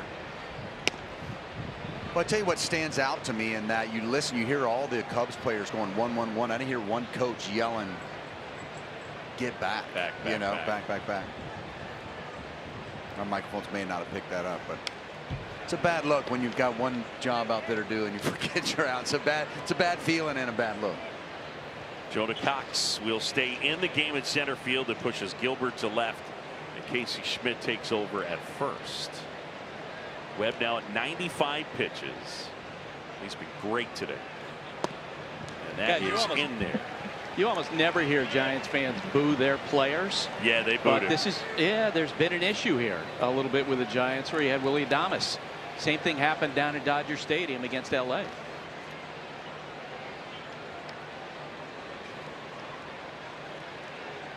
Webb pushing the pitch count, letting Susac know 1-2. Here comes. All right, in that spot as a manager, you put the pinch runner in and that happens. Then what do? You say something to the runner? I got fired. I used to bury him and wouldn't let him play for 3 weeks. That is not true. You stop it. Just kidding. I mean, it's a lesson. Nice pitch there by Logan Webb. Webb gets the punch out, and he is locked in. He's got 7 strikeouts. And he's gone 7 1/3 here today. Little cutter here that just holds the bottom of the zone, just doesn't break down, rides the bottom. Ballesteros thinks that's going to break down. Really nice job by Susac catching that ball at the bottom. Excellent pitch there from Webb. Webb deals. All right, so finish what you were saying. Yeah, no, I think like there's learning moments, and I would always try to talk to my coaches and just reiterate, like, you've got to hammer home out situation. Guys coming in the game, they've been underneath, getting loose, maybe running in the cages. That one up the middle. Rice hits off the bag, and it's going to be an infield hit for Dansby Swanson. And the way things have been going for Dansby Swanson, he'll say, I needed that. I'll take that. I'll take that for sure. Well, these are the types of hits that hopefully give you a little bit of confidence. Something gets up the middle, something goes your way, hits off the bag. Nothing anybody can do about that, but a knock in the books for Dansby Swanson, and he needs everyone he can get right now when the confidence is low. So you would tell the coaches? I'd tell the coaches a little bit like, hey, you got to make sure these guys know the situation. You do it gently? Well, I'm an emotional guy. But really? Yeah. I think there's a term you have for me is sneaky jerk. Maybe there's a worse word. It's a different word okay. I used. Yeah. But that's the old days. There's a new me. Yeah, it's a new me. New me. He's got glasses. 26 me. Love that. Ball and no strikes. Pitch to Pete Crow Armstrong. Liner caught. Arise right there. Well, Pete Crow Armstrong continues to swing and hit that one 103.9. Back to the studio, Kevin Connors.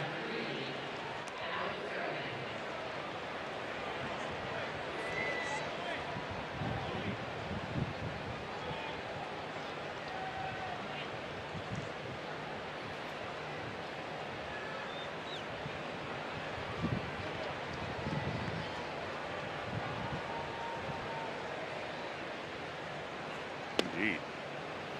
Never been a catcher that's hit in the middle of the order, that's for sure. That's got to be a good feeling. What did you say, 454? Was a bomb. Bowles, two guys, Kurtz and Langoliers, hit popped. bombs. No doubt. Langoliers can really throw. Swing and a miss from Alex Bregman. Langoliers from the Braves, that big trade, right, for Olsen? Indeed.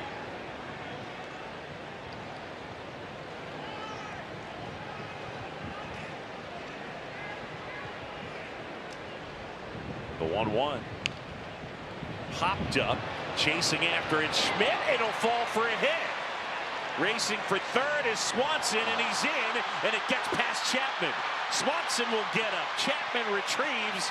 Swanson in to score, and down to second is Bregman. I wonder if Casey Schmidt had it to do all over again, and maybe he just puts it in his pocket.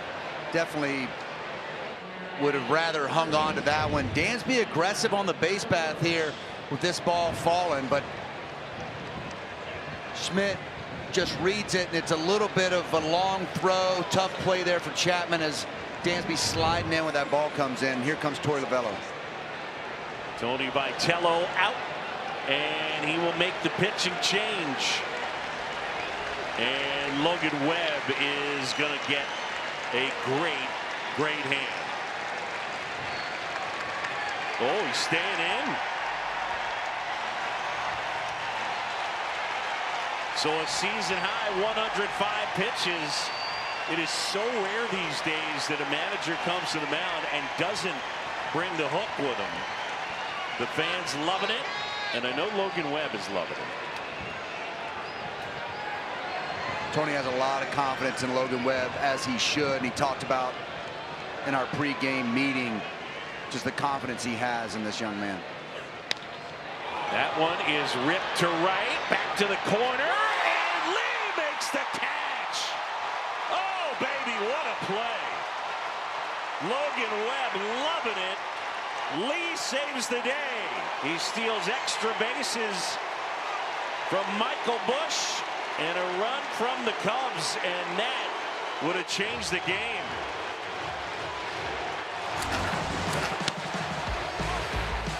And they chant Jung-Hoo Lee. What a play.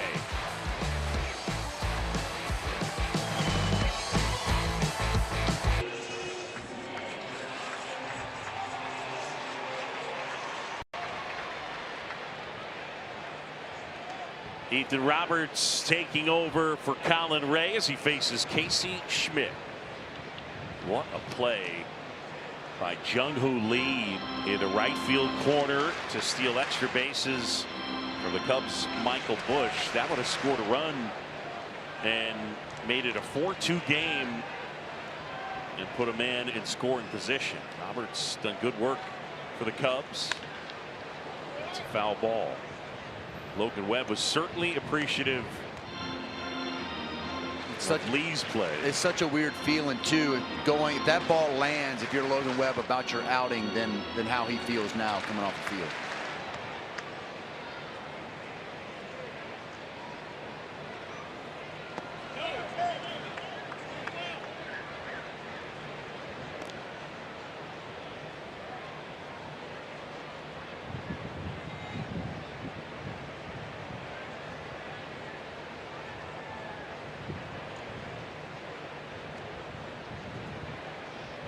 Roberts, and that one misses inside.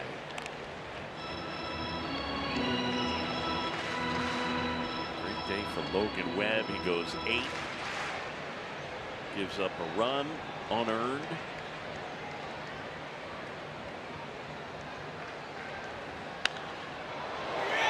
Popped up. Kelly doesn't see it. Bush. Bregman can't find it, and it falls for a hit. Craig Counsell in the pregame meeting was talking to us, and he talks about wind and sun at Wrigley, and he said, you know, this place for day games has one of the harder sun fields that there is, and we just saw it. It's funny how things play out. We were talking about the wind at Wrigley, and was it comparable to here? Craig Counsell said no, it's the sun that's the issue, and you see it play out right there on that infield pop-up.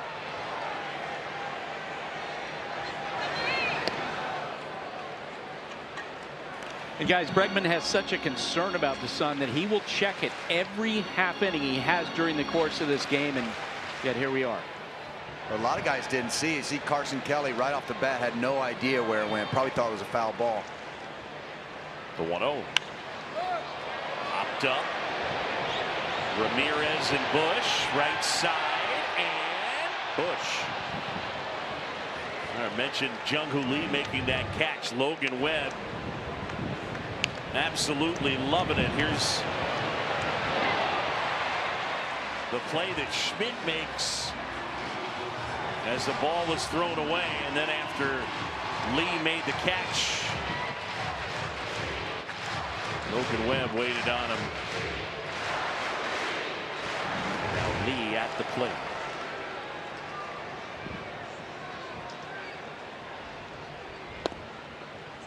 And that one misses. A sweeper for ball one.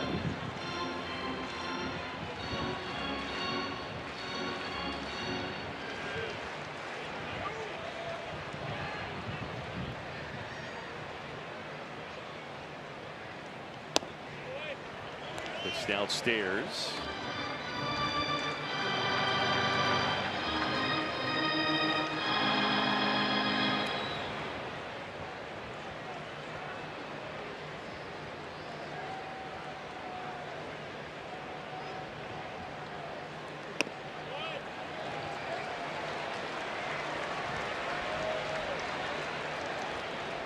Jung-Hoo Lee with that great catch, and in this game he's got a couple of hits. He's also scored a run in year 3 of a 6-year $113 million deal that he signed coming over from the KBO. One in there for a strike.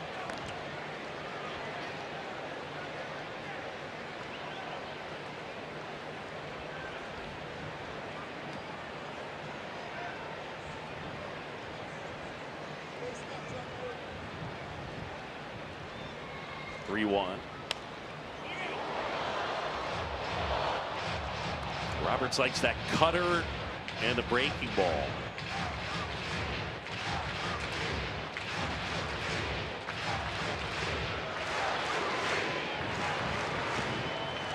Remember telling Ethan after a spring training game that he Wasn't made the team. in the spring training game, wasn't it? Yeah, it was like in the middle of it. 3rd inning. Now time told. You got to go down to him, and we got the. Yeah, that was a fun moment. There's some fun moments as managers. We get to tell guys that kind of come into camp and don't expect to make the club. He's dealt with some injuries throughout his career, but it's nice to see him back healthy, having a great season so far. But yeah, good kid, and that was a fun moment for me as a manager. That's a definite highlight for me every time I see Ethan on the mound. Giants lead this one 4-1, trying to avoid the sweep. This guy right there, he's been the star, Logan Webb. Magnificent effort.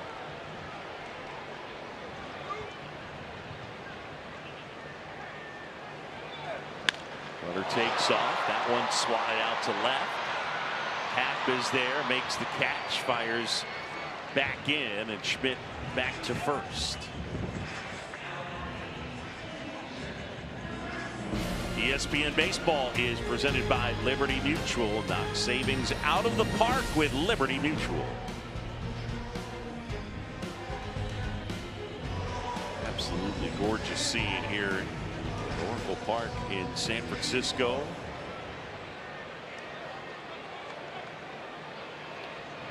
Susac stands in. Beautiful day. Straight gorgeous days out here by the bay. Ian Happ's arm must be feeling pretty good. Every ball to him, he's throwing it up back to first. Happer's feeling sexy out there in left. Well, one of Ian Happ's trademarks as a defender is the ability to just put it right on the nose, especially at second base. He's so accurate. Like he's had some big balls, big outs, excuse me, that throwing guys out at home plate, like really big plays in left field, especially at Wrigley. Following him, he's so accurate from the outfield. Maybe a little bit of his infield background. That's exactly what he says it is. Being on the dirt.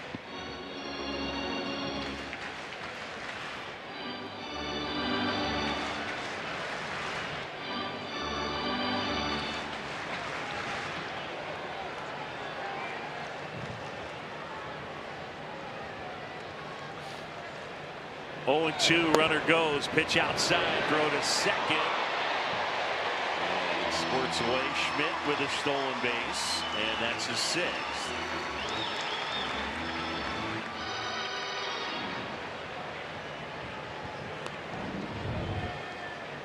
Thought if he might hold on to this, he might have him, just knocks the ball out. He had him. And that ball runs up the line a little bit. Carson Kelly having to kind of backhand that and get rid of it. One of the things it seems like catchers are being taught is to aim to throw up the line to the first base side more and more now. So almost not even intentionally like right on the bag, but thinking, yeah, we're fine if you miss get to the first base. Yeah, if you get a little run to that, you don't want to cut it in that backhand, you're going to be in trouble. But you get a little bit of run and have a really good infielder that can move and adjust to the ball, will help you out a lot. 2-2. Hopped up into shallow right. That's a base hit. Schmidt around third, and he's in to score, and the Giants get the run back. It is 5-1. The amount of soft contact that we have seen today. Both ways. Both ways. In such a big ballpark.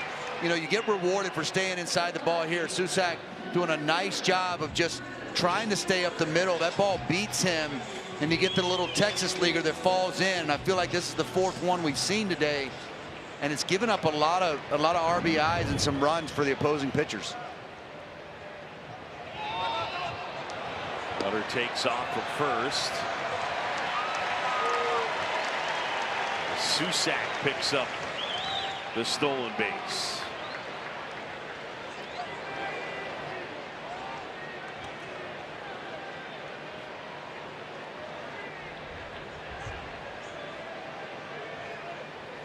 So Roberts just going to sleep. And for Susac to steal.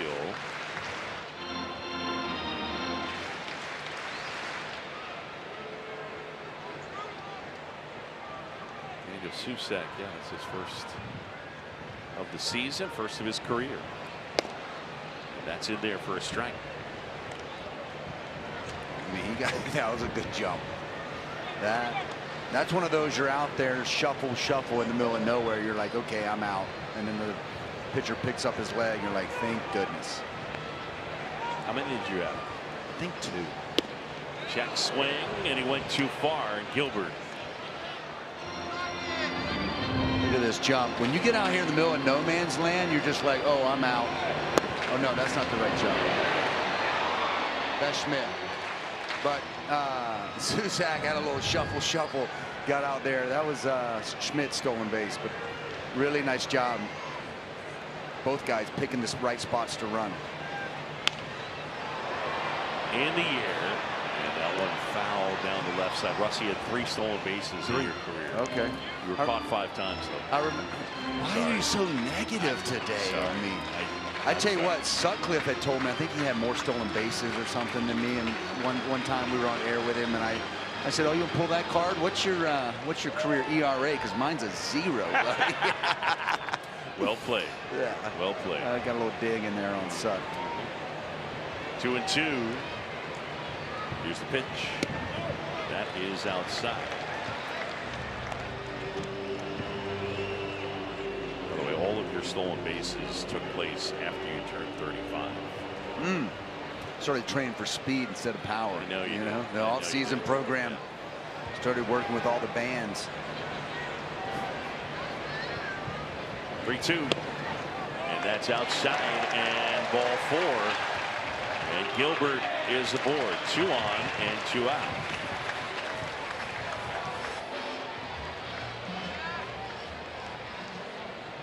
And now Tommy Hotovy, the Cubs pitching coach, will head out to the mound. The Giants with a 5-1 advantage with 2 outs here in the bottom of the 8th. The story today has been Logan Webb, a dominant pitching performance.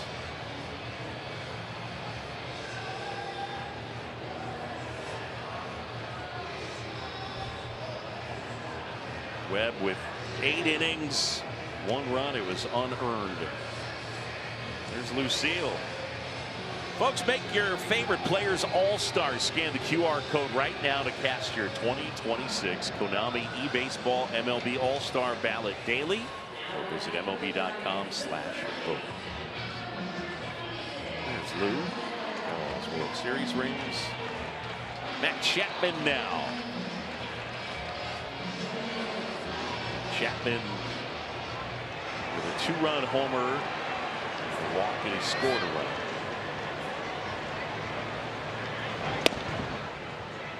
Roberts missing with that sinker. John Shelby, David Ross, and Buster Olney with you from Oracle Park.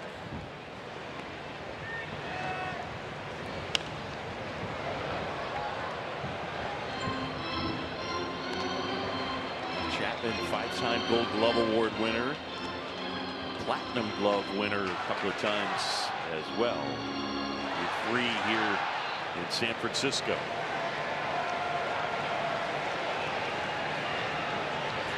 Two on, 2 out. And a swing and a miss.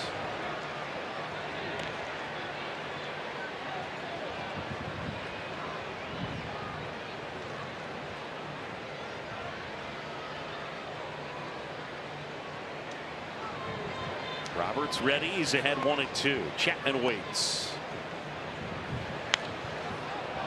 He'll do it again. He's got that cutter really at his best. Matt Chapman starting to size him up a little bit.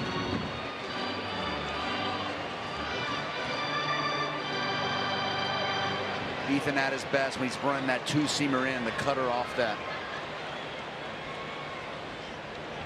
1-2.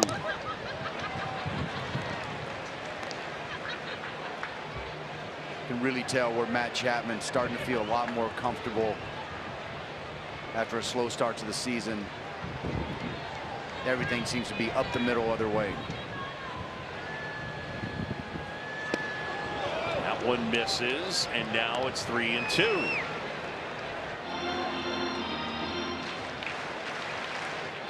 Giants 5 runs, 9 hits, and an error. The Cubs 1-7-0. We're in the bottom of the 8th.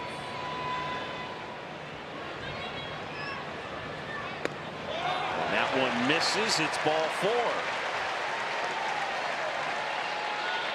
So Roberts had the first guy dead to rights with a pop-up that was lost in the sun, and then a couple of walks, single, and Craig Counsell out of the dugout. Jacob Webb up, and we've got a pitching change.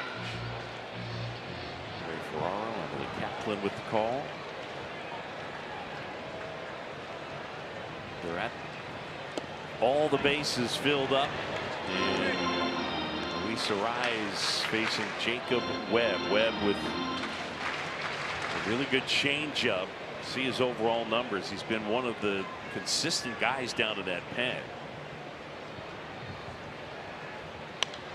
Craig Counsell's almost used him like a situational lefty because that changeup plays against left-handed batters. I had a guy like that. Mark Leiter Jr. was my lefty, my right-handed lefty specialist out of the pen. Yeah, with that split finger. When you've got that ball sinking down away hard to lefties. It's hard for those guys to stay on him. That's exactly what Webb does. The 1-1.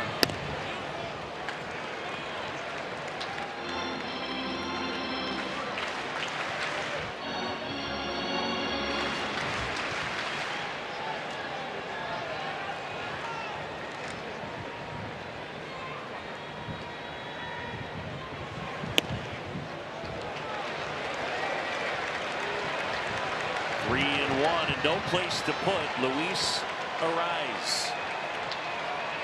And Arraez 0 for 3. Trying to extend a 13-game hit streak.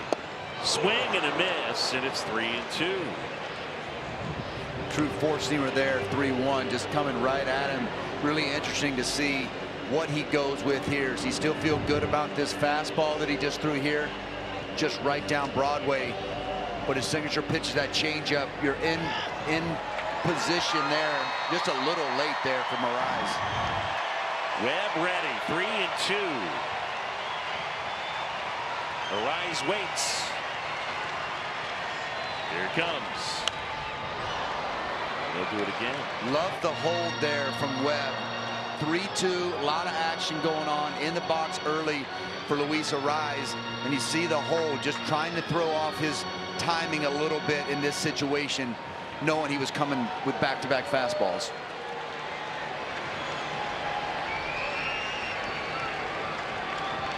Webb ready. 3-2. Arraez able to spoil that one, although it was ball 4. Yeah, we were talking about this the other day, and these situations when you feel like you're in a tough at bat. And you get a chance. I wouldn't be shocked if you got some kind of quick pitch changeup right here from Webb, trying to throw off Luis Arraez and freeze him a little bit. All loaded up, 2 outs. Payoff pitch. Got him reaching on the changeup, and Bush is there to pull it down. Giants pick up a run, leave them loaded. We'll head to the 9th. Last chance for the Cubs. Tonight in Omaha, the Men's College World Series continues. A top 25 showdown. 16th ranked West Virginia takes on 5th ranked North Carolina at 7 Eastern. Catch it live on ESPN. And you can also stream the game on the ESPN app. Carl Ravitch, Kyle Peterson, Chris Burke, Chris Button will have the call of that one. Caleb Killian will take over. The right-hander has pitched well in 29 appearances. The walks are a problem every now and again. Caleb Killian was in the Chris Bryant trade. Yeah. Yeah, remember that way back. He was in the Cubs organization for a long time. Good to see him having a little bit of success. He's went through a lot of adversity. The 1-0. Strike to Ian Happ. Happ today 0 for 3.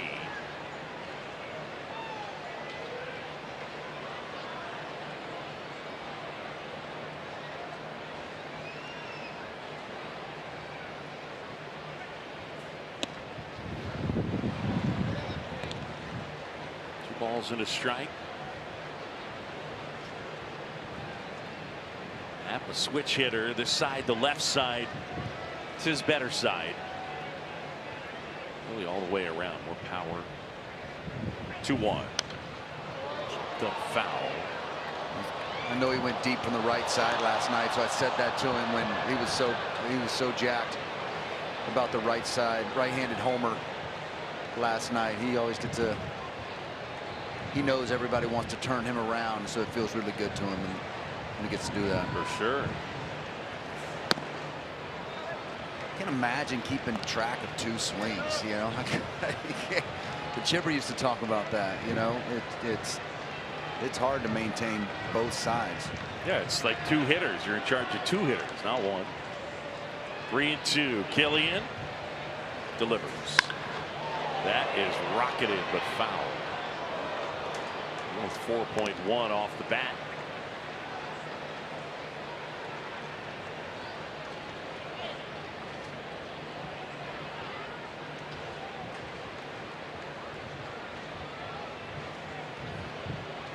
Time called. Susac will head out to talk to Killian. Logan Webb, another great outing, as he's now gone since coming back. 27 innings, 3 runs allowed. All right, most starts of 8 or more innings and no walks for the Giants in the last 35 years. Pretty good company there. No question. Anniversary of Matt Cain's perfect game. Was it yesterday or the day before? That's a catcher's dream. No walks. Yeah.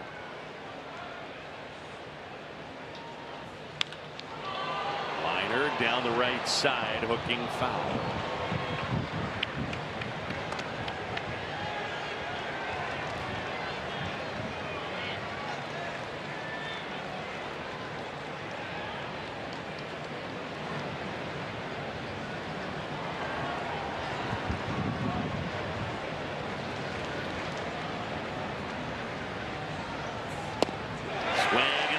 Struck him out.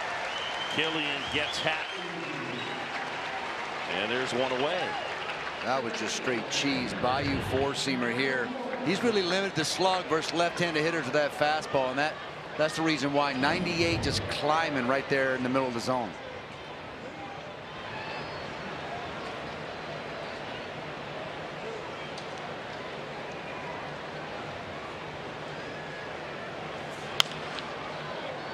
Conforto fouls one away.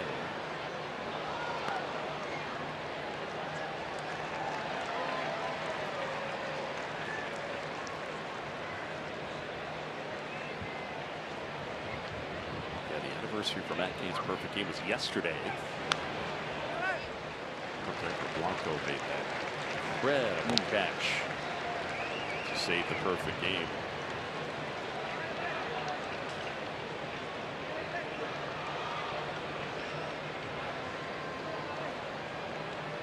Time called. Conforto steps out. Michael today 0 for 3, a pair of strikeouts. Seiya Suzuki not in the lineup today for Craig Counsell. Right knee discomfort, injured it going after a Matt Chapman single in the 4th inning last night. And remember, he basically missed the first 2 weeks of the season, did Suzuki, with a right knee issue, an injury suffered in the World Baseball Classic. 1-2, Killian deals, and that's low. Check swing did not go, says third base umpire Tyler Jones. You want a nugget? Yeah, I love nugs. Okay, so Tyler Jones has a twin brother, Austin Jones, who is also a major league umpire. They're the first twins ever to umpire in the major leagues. You're full of information today. Full of. I filled that in with information. I know you did quickly. Yeah. Remember when the Giants had the twins, Tyler and Taylor. That's right. Rogers. Colorado duo. 3-2. And that is in there. Conforto will challenge.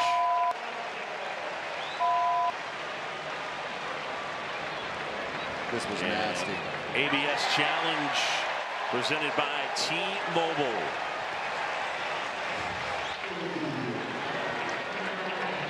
Conforto rung up on strikes, and there's 2 away. I mean, this is nasty. Back door here. Breaking ball just starts up out of the zone and catches the edge of the plate.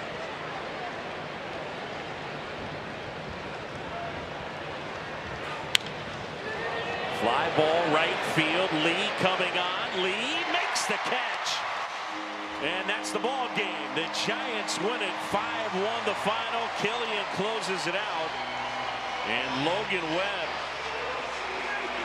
8 strong innings here today. The Giants as a staff, 9 strikeouts, no walks.